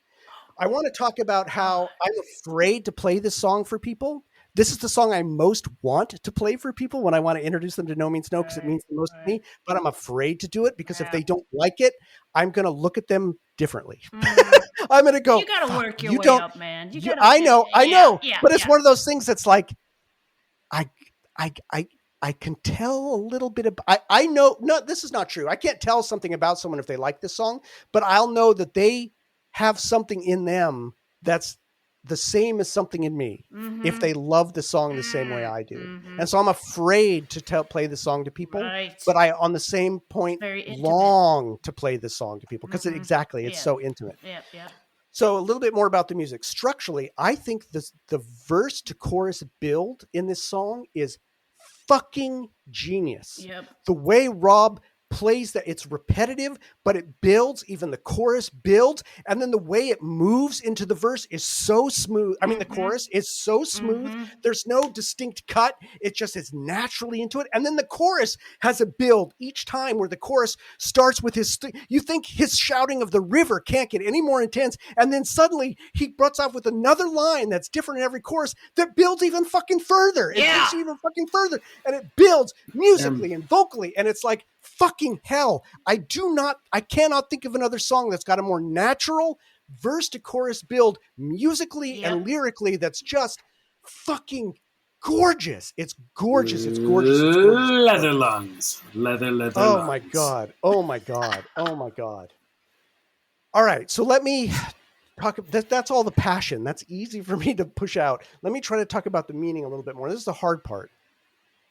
So there are these different verses, and I think each of these different verses talk about a different part of his thesis here. And I think this is a deep thesis on the nature of being a human being in the world, of being in reality itself, of being a being, just being a being. What does that fucking mean, to being a being? I don't know of a lot of other bands that talk about just the nature of being a human being and the fucking absurdity and mystery of that on as fundamental a level as No Means No does. Exactly. And this is that statement. This is the crux of that statement for me.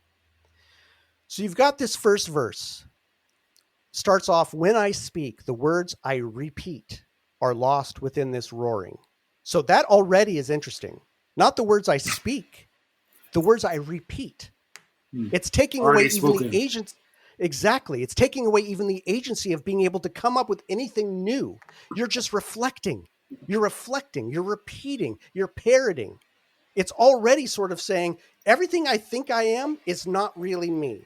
I don't even know what I am. I'm just repeating, and it's lost within this roaring.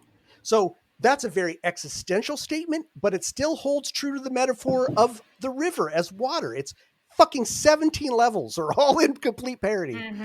And when I call, your eyes turn to me, but what are they exploring? So now he talks to that idea that I can see you, I can see both of you right now looking at me, Yep. but I have no idea what you're really seeing. Exactly. I don't know what raft of Raft. associations, of associations, of feelings, of thoughts you're experiencing when you see me. I have no idea what you're seeing. I can never know what's in your head, ever. Hidden shapes that pass fast away upon the water streaming.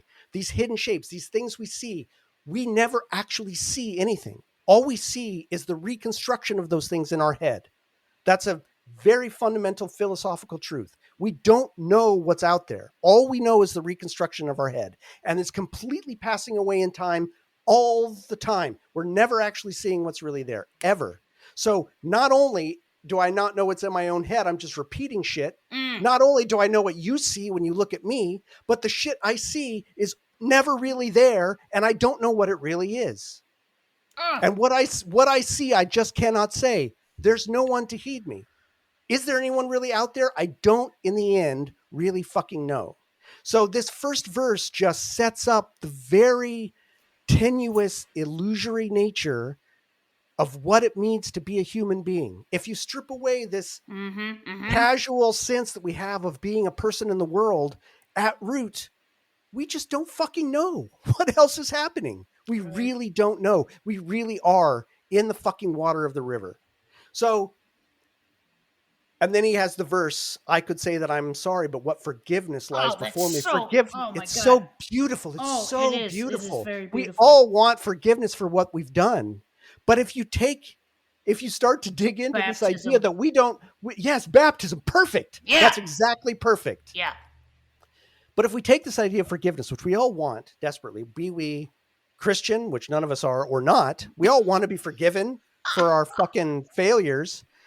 But if we don't even really know what the other person is seeing or experiencing or being, what forgiveness can really exist? What forgiveness lies before me? What's possible? So then we get into this second verse, which is no longer just about that part, but it's about how others experience us and how, although we don't know what's going on in their heads, in a certain way, they actually see us better than we see ourselves. We're so lost in our own subjectivity, we don't even really get to get a sense of what our own actions are, what our own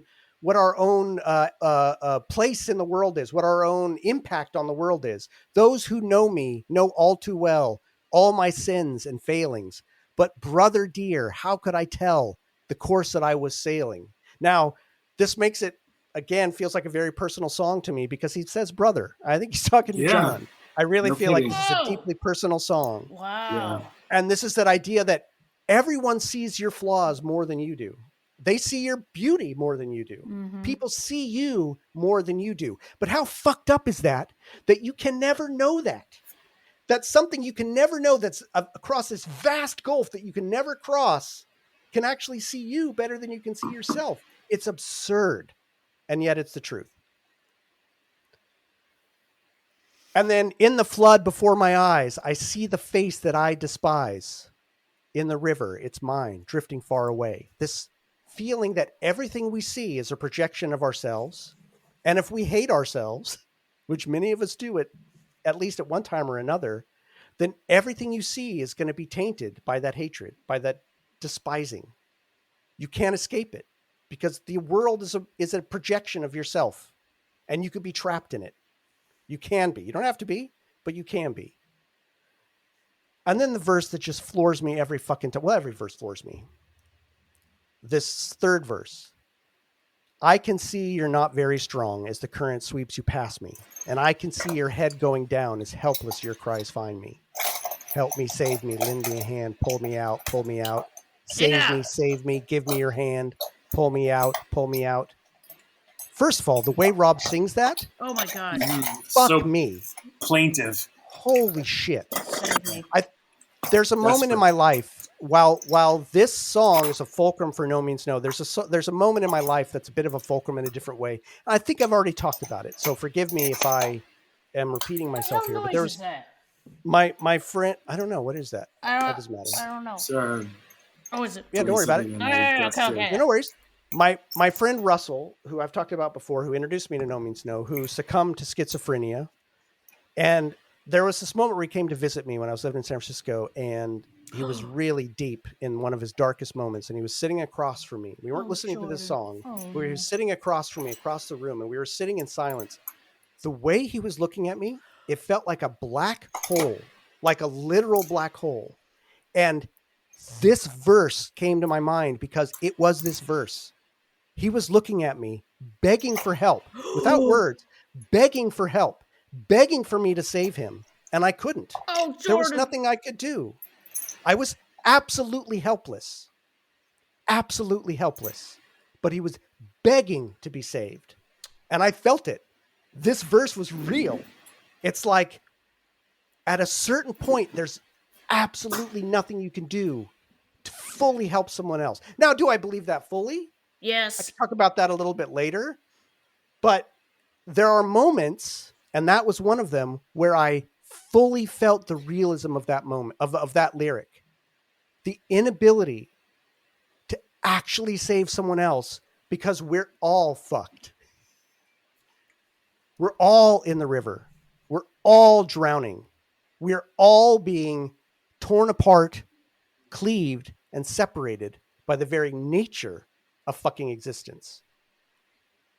And this verse, not only does each verse and Jesus chorus Christ. climb, but each of these three verses has climbed. There's been an arc so that it's again that sort of fractal thing. There's a climb in every verse chorus, but this third one has climbed past all the others. His passion is higher. His delivery is higher. It fucking tears me apart. This part. I cannot tell you how many times I've listened to this song and just rewound and then just rewound and then just rewound just to hear this fucking part over and over and over. It is fucking beautiful. And I am so grateful that this has been put to tape. I am so grateful this exists. I am so grateful I get to fucking listen to this. So then they come all the way down and strip almost everything fucking away and come to just the most succinct statement they've ever fucking said. Mothers, tell your children the truth. Don't hide the fate that's waiting. When you're born, you start to drown. There is no help, no safety. First, a gift of love is given. Then the winds rise, the sails are riven. That is fucking gorgeous poetry. It is so true. And while some may hear that as something very dark and sad, one of the things I love about No Means No and about this song in particular is, yeah, there's a part of it that is sort of dark and sad, but it's also absolutely beautiful because it's truth. And truth is fucking beautiful. Beauty shouldn't mask truth. And all of truth is not going to be fucking happy. Some of it is going to be deeply existential. And when you can touch something that truthful, there's a beauty beyond aesthetic beauty. And he finds aesthetic beauty in the song, I think, in spades. But that verse, I think, is such a gorgeous distillation of that. And the way that the music comes down quiet and then builds and builds. And to speak musically again, the use of the fucking China cymbals of this. Yes. It's like He's riding the horse. it is fully taking over my body. They and sound my like feelings. waves. That's what I wrote in my notes. They sound They like do. waves. It's waves. It's Yep. waves. It's the rhythm Yep. of the body. It's the Mhm. rhythm of the waves. It's the heartbeat. It's the rhythm of the Mhm. world. It's the rhythm of fucking truth. It is the terror Mhm. of the situation. And it is so gorgeous. And one of the paradoxes of this is in this song about how impossible it is to know what else is out there and to actually reach and actually help somebody. Rob has written a song that actually crosses that gulf and actually reaches me and actually helps me and actually transmits something. So the song is a paradox to me. It's a song that perfectly encapsulates one of the fundamental realities of the world while at the same time putting it to the lie, because there is something so real that has reached me through this fucking song that will never leave me, that it makes me realize that art really can cross the river. Art really can go from one void into another and make a connection. I don't know Rob. I've never met him, but he gave me something here that I will never forget, never not live with, and never not be eternally grateful, because it is so sincere.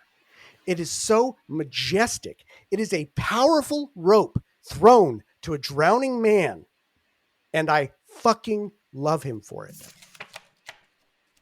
So I'm sure there's a million other things I'd want to say, but that's the end of my screed. If All right. you expect me to follow you after that, Fuck off, Jordan. Jesus. I'm sorry. You're fucking This song is one of the reasons I wanted to do the fucking podcast. I'm sorry. I talked to you about having splitting a coffee with Rob in my pajamas, and you lay down this shit.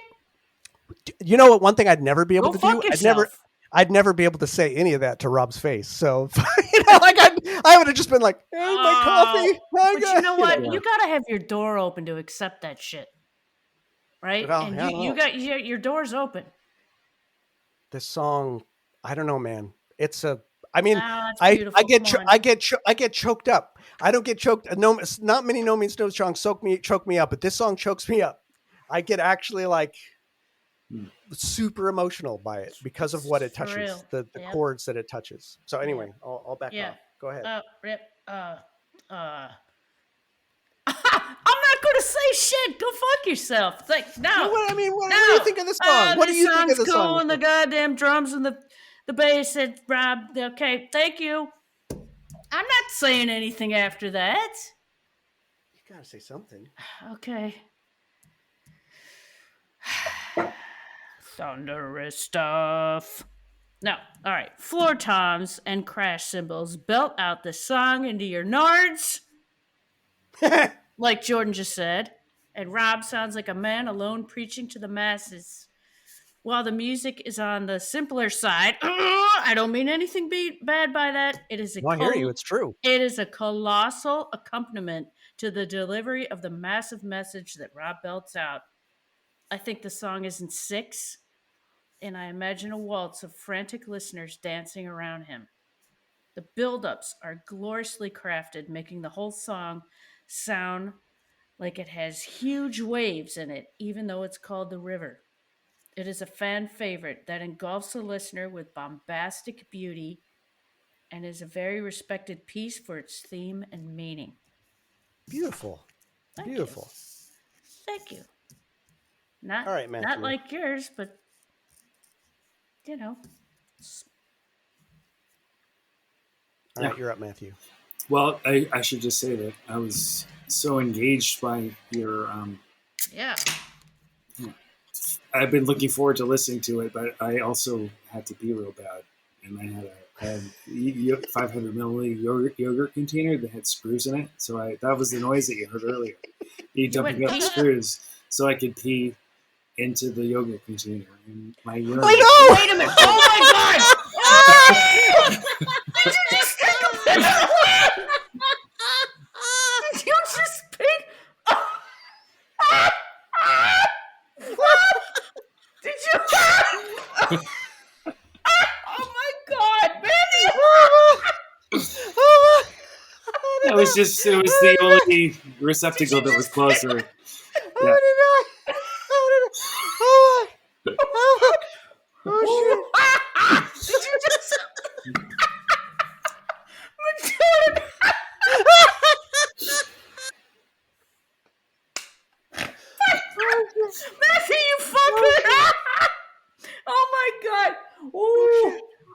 Ooh. That's what I needed. Matthew, you asshole! Wait a minute. That makes me a little hungry. You better have a chip. Oh no! No! Oh Hey, no! fuck off, man. This is a big night. It's a big night All right. for the host. Yeah. It's a host big night. Matthew's coming over to my house on Sunday, and if he pisses in anything other than my toilet, we're gonna have a word. Well, what about your front garden beds? You live on a nice cul-de-sac. No, there's a door right outside there. You go piss where you're. Oh, I knew it. I knew there'd be tears tonight some way. So. All right. Yeah. All right. Well, for the record, yeah, I'm going down to Bellingham on Sunday to see the Pack AD with Michelle. I'm jealous. I haven't seen Michelle Enjoy. since the last time I saw you was actually the last No Means No show. Yeah, ever. no, it was No Means No Clones, the Ramones. Yeah, It was like the last time they performed together, though. oh my god! And I That was promise I promise the listeners that at some point the three of us are going to get together in person. Oh my! and No, record we something. gotta. That's gonna We're happen. going to Wichita. We're going to go to Wildwood. Yeah, we're going to Tavern, go to yeah. Wildwood and have a certain some waiter point. wait on us. Exactly. It's Wouldn't that be amazing fucking how funny? disappointed you guys are going to be by Powell River. Yeah, that's all right. I don't That's give a all right. fuck. No, I won't. just want No, I peace won't. and beer, and I want the waiter. And Exactly. I want to see you guys. I'm gonna in make person. some googly eyes at him. I'll tell you that. Matthew, All right. Do you want to go dump your deposit? I was going to say, do you want to No, dump it's your fine. urine before you? Yeah. Yeah, it's fine. No, it's It fine. takes a while before it gets smelly. You seriously? It's- Oh my god! I have it's- not it's- laughed that hard in forever. It's the kind of urine that after you've been drinking for a while, it's just kind of odorless. Just 'cause clear. It's mostly water. Just clear. Yeah, exactly. Okay. Oh. All right. Wow. All right. All right. Wow. Let's back on track. It's over Back there, on sitting track. in the middle of the floor over there. Nice. Don't. Oh don't my knock it over. god! All right, Matthew. Yeah, So- Matthew, what do you have to say? What do you got to say? So I about don't this? have to trip over it. Yeah. Okay. All right. So, this song is like a concrete poem or a sound poem. I don't know. It's been a long time since I did my literature degree, but there's a term, a poetic device or poetic where the structure, the sound of the song itself or the poem itself represents what it is, and that's what this song is. The toms are like the rocks in a river. The rest of the structure is like the flow of the river. And if you look at the geography of British Columbia, I think like maybe because like nobody knows from here, maybe there is some maybe more of a connection. If you're from a real sort of flat topography in the middle of a place, or you're from near the Danube or the Saskatchewan River or the Ohio River or something like that, you're used to sort of a flat, wide, meandering kind of river. In British Columbia, is sort of like Norway or whatever. It's like riven. I'm using that word on purpose. Like riven with deep fjords. And a lot of our rivers, we have a lot of really, really powerful rivers. Like you get a river, it can be wide and shallow, like the Mississippi or whatever, or it can be narrow and deep. Like the volume is the same, but it's much, much deeper. And a lot of the rivers in British Columbia, like Vancouver's in the delta of the Fraser River, so it is a little bit wider and flatter. But in the rest of the province, a lot of our major rivers, they're really intense, chaotic, powerful rivers that have carved their way through rock, and they're extremely deep.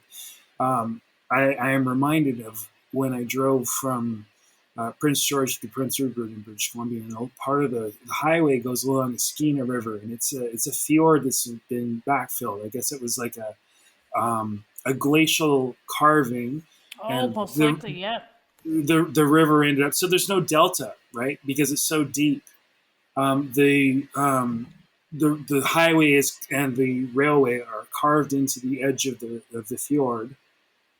Mountains on either side, and it's sort of wide and deep, and all of that, what is normally deposited to create a river delta, is just drops off into nothingness, which I think is very, very kind of no means no. And Apropos. British Columbians understanding a river is not wide and slow and muddy. It is chaotic. It is Right. turbulent. It is dangerous. You don't go near that shit. It's carved its way through rock. It has steep canyons, and it is very much you know, a river as a metaphor. It flows, it pushes things in one direction, but as you've alluded to, Jordon, it also divides. To rive is to split, to tear into pieces, as you know, it says in the liner notes to the album.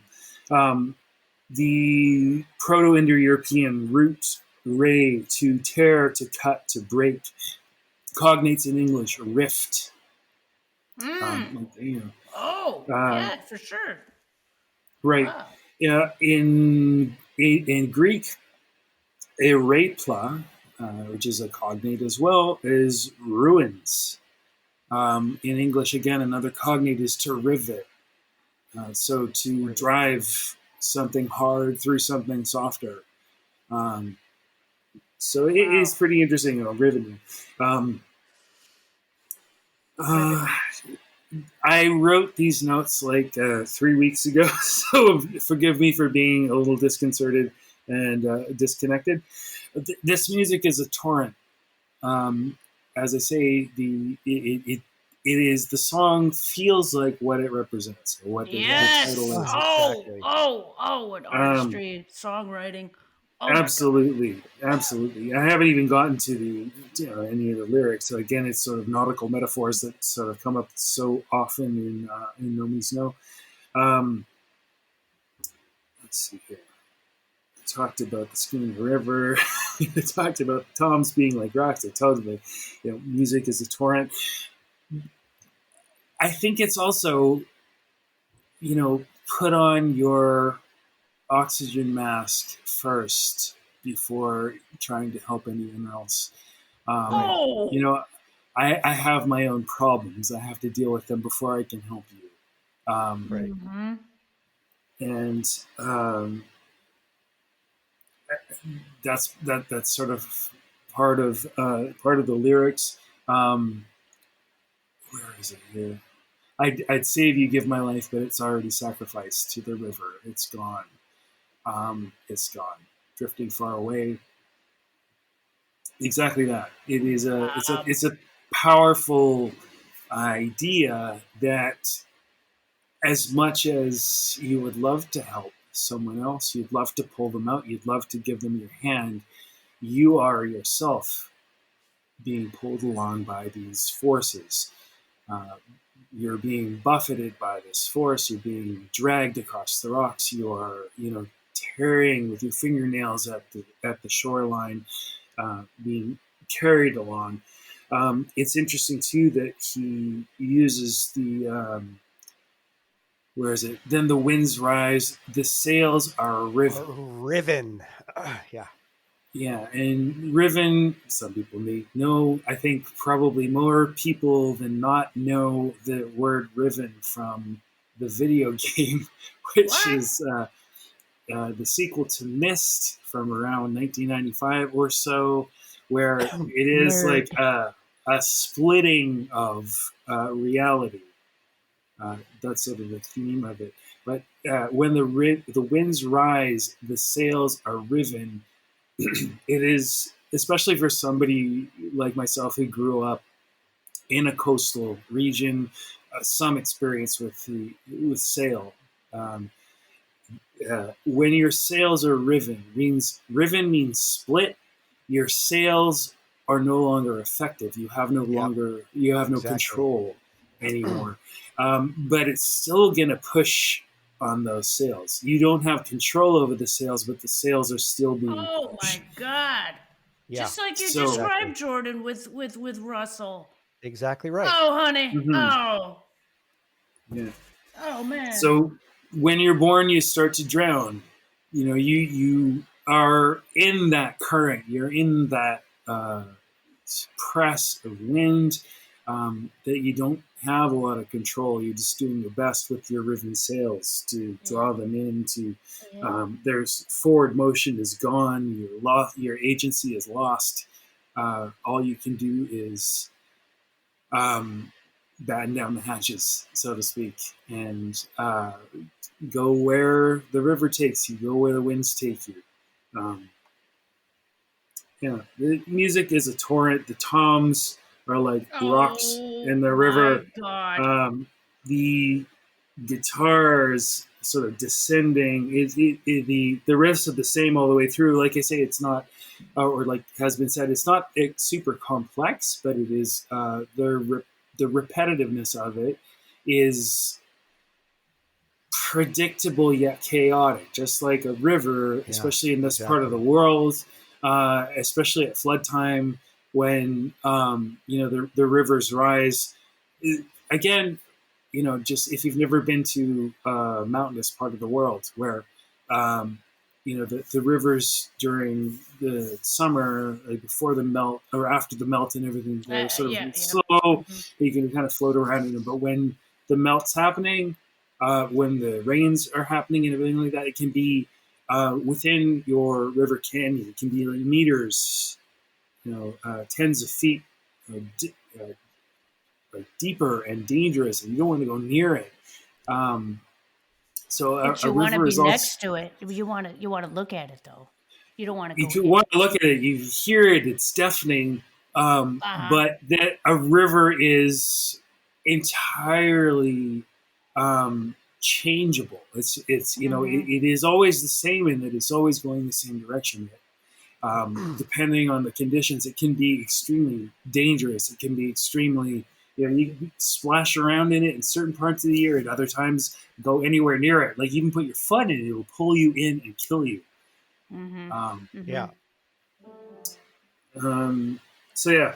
Anyway, that's about all I have. I don't know if I can follow Jordon, but that's what I got to say about the river. Yeah, that was great. All right. Anybody got a pee? I do again. All right. Are you? Wait. Let's let Matthew fill up another cup. Can I go pee too? And then Jordon, will you talk while we pee? Or no, I think we'll make a little break here. Go ahead, guys. All right. I'm gonna pee. I'm going pee. All right, everybody. I'm probably gonna cut this out. We're gonna talk about another song pretty soon. But man, you know what? It's fucking hard to talk about the songs I like the most. I'd love to hear what Matthew and Michelle have to say about these songs because it's, these have been going round and round in my head forever. I know there are other people for who The River is the best song. While they're gone, I'm going to go ahead and just say this. I don't know, man. This could be the song for me. If I were to vote, this is the song that takes the crown at the end, right? If it's not there towards the end, I don't know, but we'll see. All right. I was going to say something I forgot to say. It's gone versus it's mine. Right.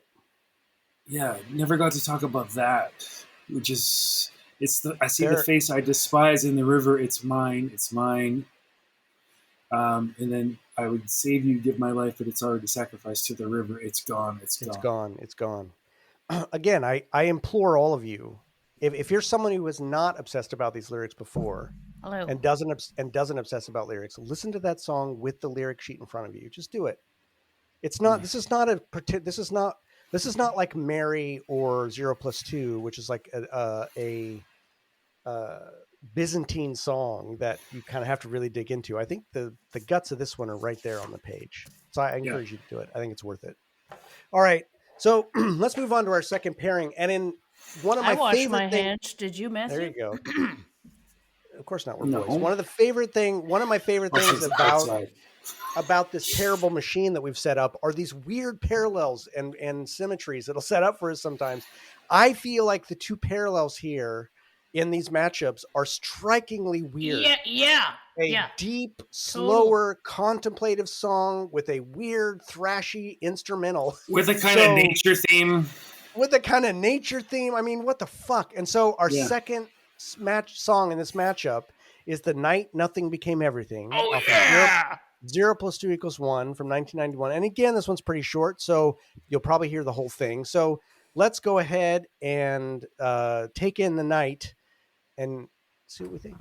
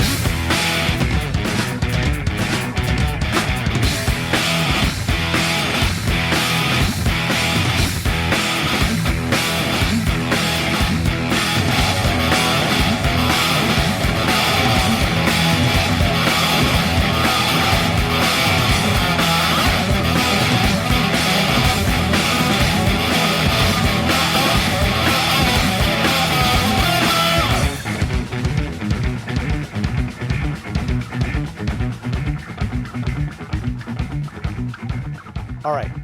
So, what a fucking song. This song's fucking great. I actually experimented with something on this to see if I could. I mean, I know this is true, but just see what it sounded like, and it didn't sound like anything. But this is musically, it's the day everything became nothing backwards. Like, this is that music backwards. This is exactly those riffs played kind of backwards, or not backwards, but played like opposite in a way. And just like the title says, the night nothing became everything. It's right there in the title.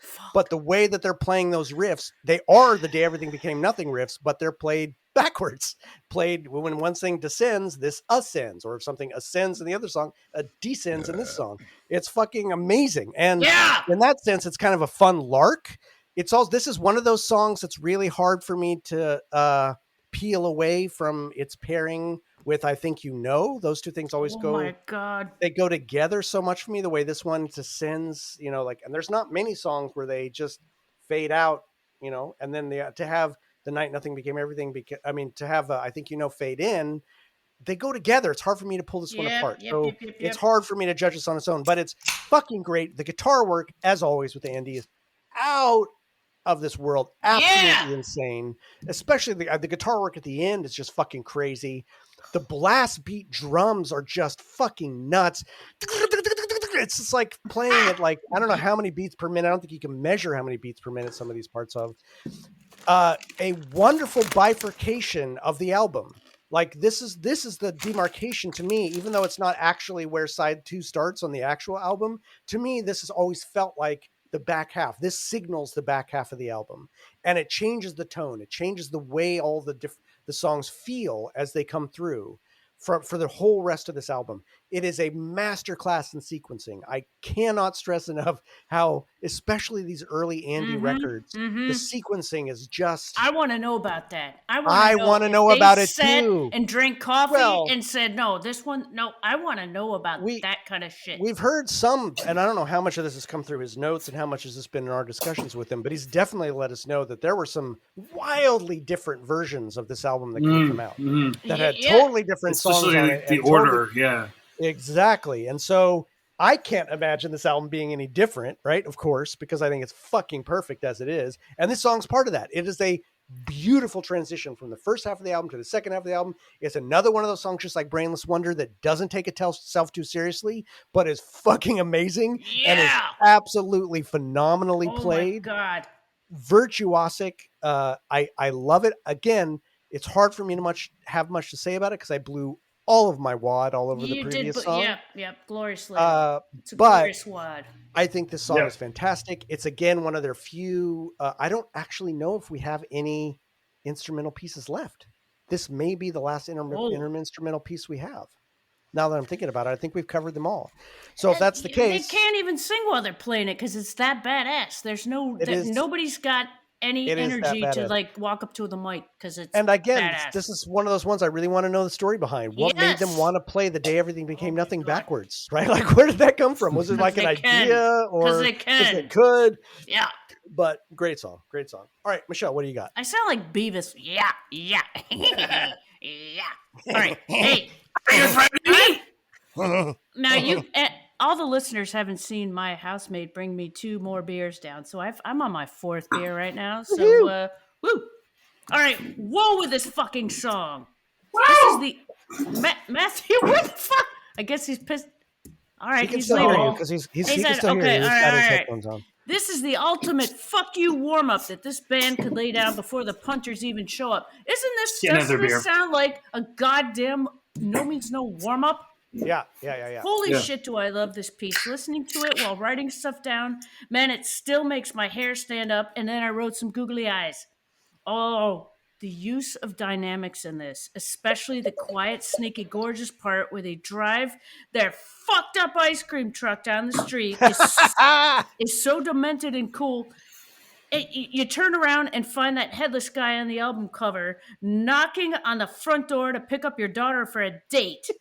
and then they circle around and they come back up the street tossing out half-eaten ice cream cones and cookie puss cakes while they deliver unbelievable music that made me ask, what the fuck did I just hear? Nice. Oh my God, this song. You do That not that disappoint. quiet shit where they start going down the street where you're like, oh my God, if I could get a boner, like a legitimate boner, that's what's happening to me when I hear that. Boner. Feminine boner. Nice.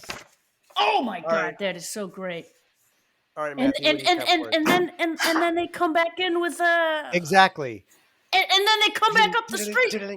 Oh, yeah, they come back up the street with the fucking Oh shotgun my blasting everybody God. as they come. Yeah. Oh, it's just, I've had 4 beers, excuse me. No, 4 it's good. beers. Do it. 4 I beers. did. I bet you're gonna have it 4 when I more come down beers. Sunday night. You gotta drive, so we gotta take a cab to the venue. No, I can't. I'm gonna have a couple of Guinness at the venue. Yeah, Matthew's coming down Sunday, and we're gonna go see the Pack AD. We're gonna go get some dinner. He's gonna stay in my house, and he's not gonna piss in any of my cups or containers. No. He's gonna use a bona fide toilet. But Gregson Okay. is gonna come and give me a snuggle during the night. Gregson, can I say something to the listeners? I don't think you two even know who Colin Gregson is. I And do. It has something to do with a guy that's Oh, yeah, I do. Yeah, of course. on the front of my shirt. The And that young man one. is Rick Mayall, who is the no means no. He's the no means no equivalent of a man. All right, that's all I gotta say. Rick Nice. Mayall, the young ones. Nice. Colin Gregson, bad news. All right, Matthew, you may All right, not Matthew, speak. what do you got about this one? So yeah, this is one on the back half of Zero Plus Sequels. One where kicks off with one song guy and ends knocking with on the another. door. So, yeah. So the middle part of that second side is so well blended. Oh my God. It's incredible. And this song comes out of the distance and returns to the distance. Oh, can I tell you how much I love that? Yeah, it's incredible. And how it comes back as I Think You Know. Oh my God. Yeah. Such linked to the song before it and the song after it. The toms and the kick drum are perfectly in sequence at some point. It's pretty amazing. The snare fills and the snare work in general, like I love the sort of jazz march almost aspect of it. The snare fill like, kind of almost chokes on itself. It's incredible. And then there's like sort of that guitar swing, and there's like almost a little conversation or muttering to itself. It's an interesting song. It's almost sort of like it's a song that's talking to itself. Almost sort of like somebody that's sort of maybe not somebody with a mental divergence or anything. We all talk to ourselves occasionally, And this song Daily. is talking to itself. Well, it's kind of the band talking to itself too, right? Because it's a reference to another one of their songs. So that's Absolutely. like meta and at a whole nother level. Yeah. Yep. That's Yeah, really no, cool. no, totally. It's a song that's almost like an echo of itself. And God. in some ways, yeah, it just almost makes you taste what you've already heard and anticipate what's coming after. Yeah. Word. And that's about all I have to say about this particular short, almost exactly the same length as Brainless Wonder instrumental. Yeah. It's Oh, fucking oh crazy. God, I love the instrumentals. I Fucking love them crazy. so much. They're Not because really I don't good. listen to lyrics, but it's just like I They're think they really have good. some They're like fucking nuggets. amazing. I think they got nuggets, and they got to have a place, and I want to hear them, and they played them for me. They're so fucking great. Oh my God, Yep. they're so good. Yep. All Now, of them. what you mentioned timing, Matthew. So here's something really interesting. There's so many parallels. Brainless Wonder is actually 1 minute 35. Night Mm-hmm. Became Nothing is 1:25. Faceless May is 6:02, and The River is 6:20. Oh, see, oh So my that's like this God. weird fucking Yes, symmetry that's dichotomy. just Exactly. fucking crazy. Yes. Thank you, Slade and your terrible machine for serving up some juicy No, shit. I All right, think that's so I think it's good that happened. no, it's really I good. I It's think the fucking great. terrible machine was It's like great. I mean it this time. I'm not being sarcastic. smelled what Thank we're you, terrible cooking. machine. Yeah. So, All right, so circled a bunch of times on my notes here. I forgot to mention that the river is actually an area at my workplace that we refer that's to. right. Yeah, You told me that. put it in the river. It's sort of Nice. a Oh, long, and they call it the river because it is something that is considered transitional. Things go in That's there for a awesome. short period of time and kind of flow through to another hey. area. Oh. So That is every awesome. time somebody talks about go put it in the river, of course the song gets in my head. So Oh, Nice. nice. Oh, that's cool, Matthew. Hey. All right. Well, here comes the vote, and Oh. clearly for me, this is not even a contest because there's no song that anyone has ever written that could go up against the river. And as far as I'm concerned, the podcast could end right now. We found the song. This is it. This is the crown. Put it on. March it Jordon. down the runway. It's the river by 8 billion trillion miles in my heart. But it's just in my heart. you know, So the we'll see where we funny end up thing at is, the end. like, you're very clear. Michelle's very clear. I feel like I'm slightly less clear in terms of. So there we go. There we go. What Yeah. our And all of favorite this is. could change too. For me, I'll even admit for me, this could change as we continue along. We got two more seasons what? left. What do you mean it Probably could not. change? What Yeah, are you probably talking not. about? Probably not. I always But, thought your favorite was Mary. it's I would have it's put right money up. on that. I It's would have right put up money on the there. Mary. I would have put money on Mary. Mary, 0+2, and Slade are just they jockey for position, but How they all about that? kind of they jockey for second place, I think. But we'll see. Ah. Anyway, so yeah, for me, it's the river. Michelle, where are you at? And clear or not? I know you were vacillating on what you wanted to vote No, on this. no, no, look. Be clear. No. It's good that we have had a span of time because look, I am very easily amused, and I'm all right with that. Musically, the night nothing became everything. Boner time. I love it. It's everything I love and more. I love it. But if I was to take a song that encompasses this band, other than "Tired of Waiting," of course. Of course. Yes, I've got my favorite. You've got yours. The River is it's a hymn. Mm. It's a gift Yes. from the band, and everybody gets it, and Jordon especially gets it. So I'm gonna vote for the River. Okay. Matthew, how about you?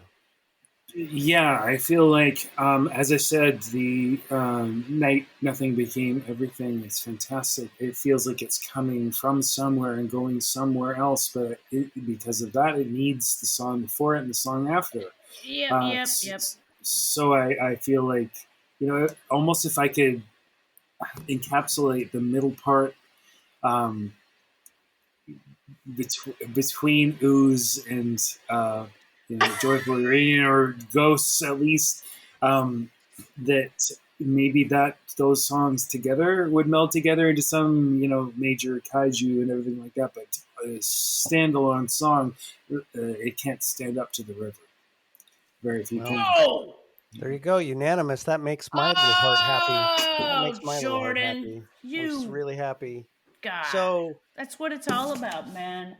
so Oh, Faceless May is smiling with her non-existent mouth as she rides down the raft on the what river. did Rob say? Because she has no fucking faith. Exactly. And you gotta find unfortunately, Brainless Wonder has been sent to swim with the fishes No, in the he's night, even though they're going to be celebrating and kicking back beers because both those instrumentals deserve to be high in oh everyone's my God, they're pantheon. so good. They're so good. But listen, we're not quite done because we have our usual treat for you this time and Oh a couple God, of real good ones. I've had 4 Gonna beers. Michelle's gonna read to us Okay. some Andy's corrections. Andy's corrections, and we have 2 this week, and the first one is Rags and Bones. I've had 4 beers, so if there's any problems with there, I'm blaming it on the brewskis. All right, here's what Andy has to say. The Rags and Bones. This is as good as we got in my time in the band, I figure. I'm going to pause here and ask everybody to just hear what I just said, reading Andy's words. This is as good as we got in my time in the band, I figure. Listening to it for the first time in an eternity, it struck me just how much John is doing in this song. Mm-hmm. The bass line has become quite iconic, but it's actually pretty simple with its catchy faux Celtic feel. And the guitar spends its time jumping between mirroring the bass and working in tandem with the drum accents. But John's drum part is really the most exciting thing about this song to me. It's only when the end section comes in with any old rags and bones, ? That John plays anything resembling a traditional drum beat. And of course, he does that great too. Nevertheless, John makes it all work in a way that is very untraditional and makes you want to dance at the same time. Fuck yeah. As is often the case with fan favorites, it likely got overplayed. That said, it had a much longer shelf life than, say, Dad. No matter. Like, it's catching up, Rags and Bones never stops to catch its breath. It's a 5-minute, and he puts an exclamation point in between some parentheses. It's a 5-minute, exclamation point, song that feels like it's a lean 3-minute song. As such, it was constantly fun and exhilarating to play. Crashing into the chorus was nothing short of cathartic for all concerned. Fuck. Is that just not holy water washing over I yourself? God damn it. I'm a little affected by the beer, but can I tell you guys something? This band is like the longest relationship I've ever had in my life. Yeah. Same. You know what I mean? Same. Like hearing this stuff, it's like the husband I never had telling me that he still loves me. Yeah. I think I just depressed myself, and in that vein, in that vein, here's some manic depression. Andy's going to talk about manic depression. Oh, I love this one. All right. I have a hunch that, along with no sex and pylons, am I reading this right? Pylons, stop it? Yeah, that's what he wrote. What the fuck? I have a hunch that, along with no sex and pylons, Pylons, stop it. I played this when I first guested on stage with Rob and John at the FOE Hall in Victoria. Fraternal Order of Eagles. Yes, I've seen that. I've seen that place. It was pointed out to me, Matthew, when we all went to see Andy at what was that place? Where'd we go? To the guys? It had a guy's name. Oh, Logan's. Logan's, yes. It's no longer a thing because it's not. COVID killed it, sadly. But somebody pointed to me out the FOE hall. So we walked by it.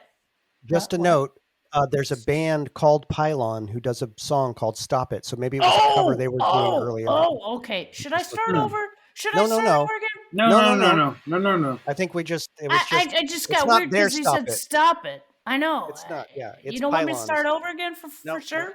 All right. No, it's all good. Okay, I played this when I first guested on stage with Rob and John at the FOE Hall in Victoria. I could be wrong. At any rate, it was the earliest 3-piece set material that I can remember.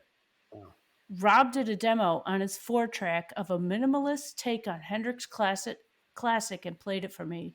A lot of the jazziness and swing of the original was taken out and replaced by a far more straightforward, heavy pounding feel. Despite Rob and my relatively simple music arrangements for our respective parts, John really got a chance to shine on this one and do a shitload of fancy drum stuff. John. When we went to record it at Mushroom Studios, Rob tried to sing it, but his voice was well and truly fucked. Then I was okay. I'm sorry. I'm gonna say it over. When I went to record it at Mushroom Studios, Rob tried to sing it, but his voice was well and truly fucked. Then I was up, but my voice was also completely fried after singing "Stop It." Okay. This left John. He did one so-so take, and we were kind of concerned no vocal would be able to be put to tape. John said that he wanted to try it again, so back into the studio room he went, and man, oh man, this time he just went for it. We were all in shock. So good. He walked back into the control room and asked, "And?" We all laughed because it was so awesome, and he'd saved the song. Oh God, that is just. I mean, come So on. good. So good. That is so good. So good. What? Oh, God! I can't believe we get to get this kind of info. I know. I can't wait till the This fucking is book. the longest that's gonna be relationship I've ever had. filled with This this is shit. like the love of my So- life that has never let me down. Yep. And On to hear Saturday this kind of night- shit. Oh, What's that, Matthew? Oh, I went to see Sleaford Mods on Yeah.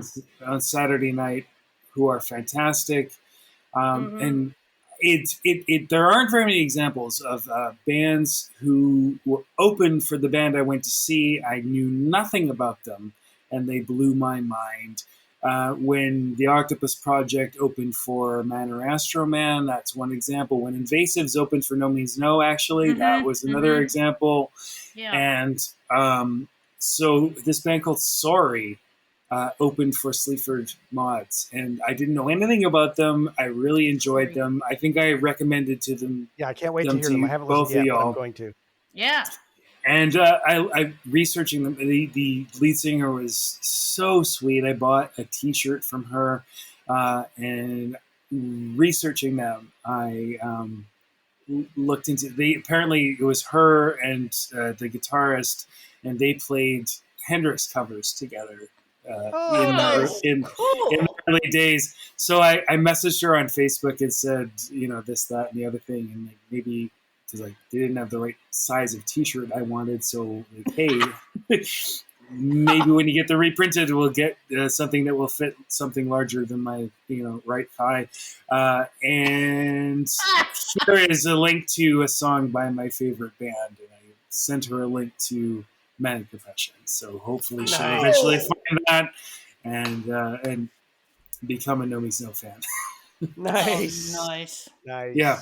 Oh. Everybody, check out Sorry. They're pretty awesome, and their album is called 925. Sweet. Do you know each of us would say the word sorry at a completely different accent? Well, That's probably actually, true. it's funny. I was gonna mention it's the most Canadian Rob sounds in No Means No is on the river. I would say that I am sorry. And I'm like, oh, yep, that's how I know you're Totally. fucking Canadian because Yep. you're And how you Matthew say just sorry. did it, and I'd say Yep. sorry. Sorry. John. Sorry. Well, Jesus Christ, everyone. Speaking of which, Strangey, I know that you're from northern New York State because you said I'm upstate. Upstate. I know Celtic and not Celtic. Celtic. Yep, exactly. Sorry. I was gonna say that too. Yeah. Listen, you guys you've endured over 2 hours of us. This is another one of these fucking episodes, and that's with 2 songs that don't even have any fucking words. But I hope we're trying to give you double stuffed episodes because we missed. We're gonna do our best. Yeah, Chuck, calm down. We love you. We actually we do. Put it back So in your pants, Chuck. we hope that this has been worth the wait. We're gonna. I think we're all okay. We're gonna try to get back on our regular Yep. pace, back on the hobby horse. Little hiccup. But in any event, it was an absolute fucking joy to do this again with you guys. Oh, so yeah. I can't wait missed till the you. next time. Yeah. No Means No Thing is produced and edited by yours truly, Jordan Flato. Co-hosting and podcast graphics, excellent podcast graphics, are by Matthew Kowalik. What the fuck are you gonna do this time? Michelle Is that Strangest Matthew? is our strangest. Nope, Michelle Strangest is our third and strangest, and everyone's favorite co-host and official Foley Our artist. strangest co-host. Right. Thank and you. Don't forget Teddy, our mascot. That's right, Teddy, our Yes, mascot. Teddy's the Thank you mascot. to No Means No for the use of stock taking as our intro and outro music. Yep. There are only eyes and arms and hands.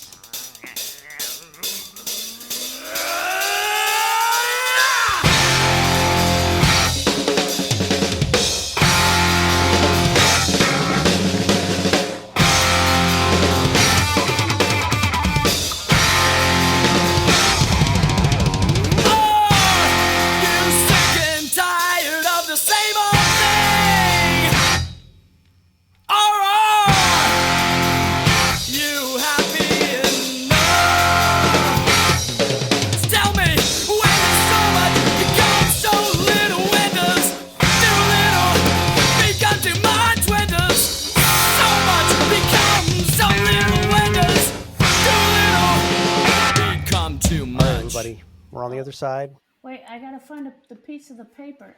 I think I'm out of my special paper that I write the stuff in. Fuck. Oh no. Ooh, this is an interesting one. All right. Wait. Oh. It's got some. I mean, fucking A. There's so many good songs left, but there's not many songs left. So No. it's interesting to see what's going to come up. All right, here is the matchup. Oh, I Number found. one. Wait a minute. I found more of my.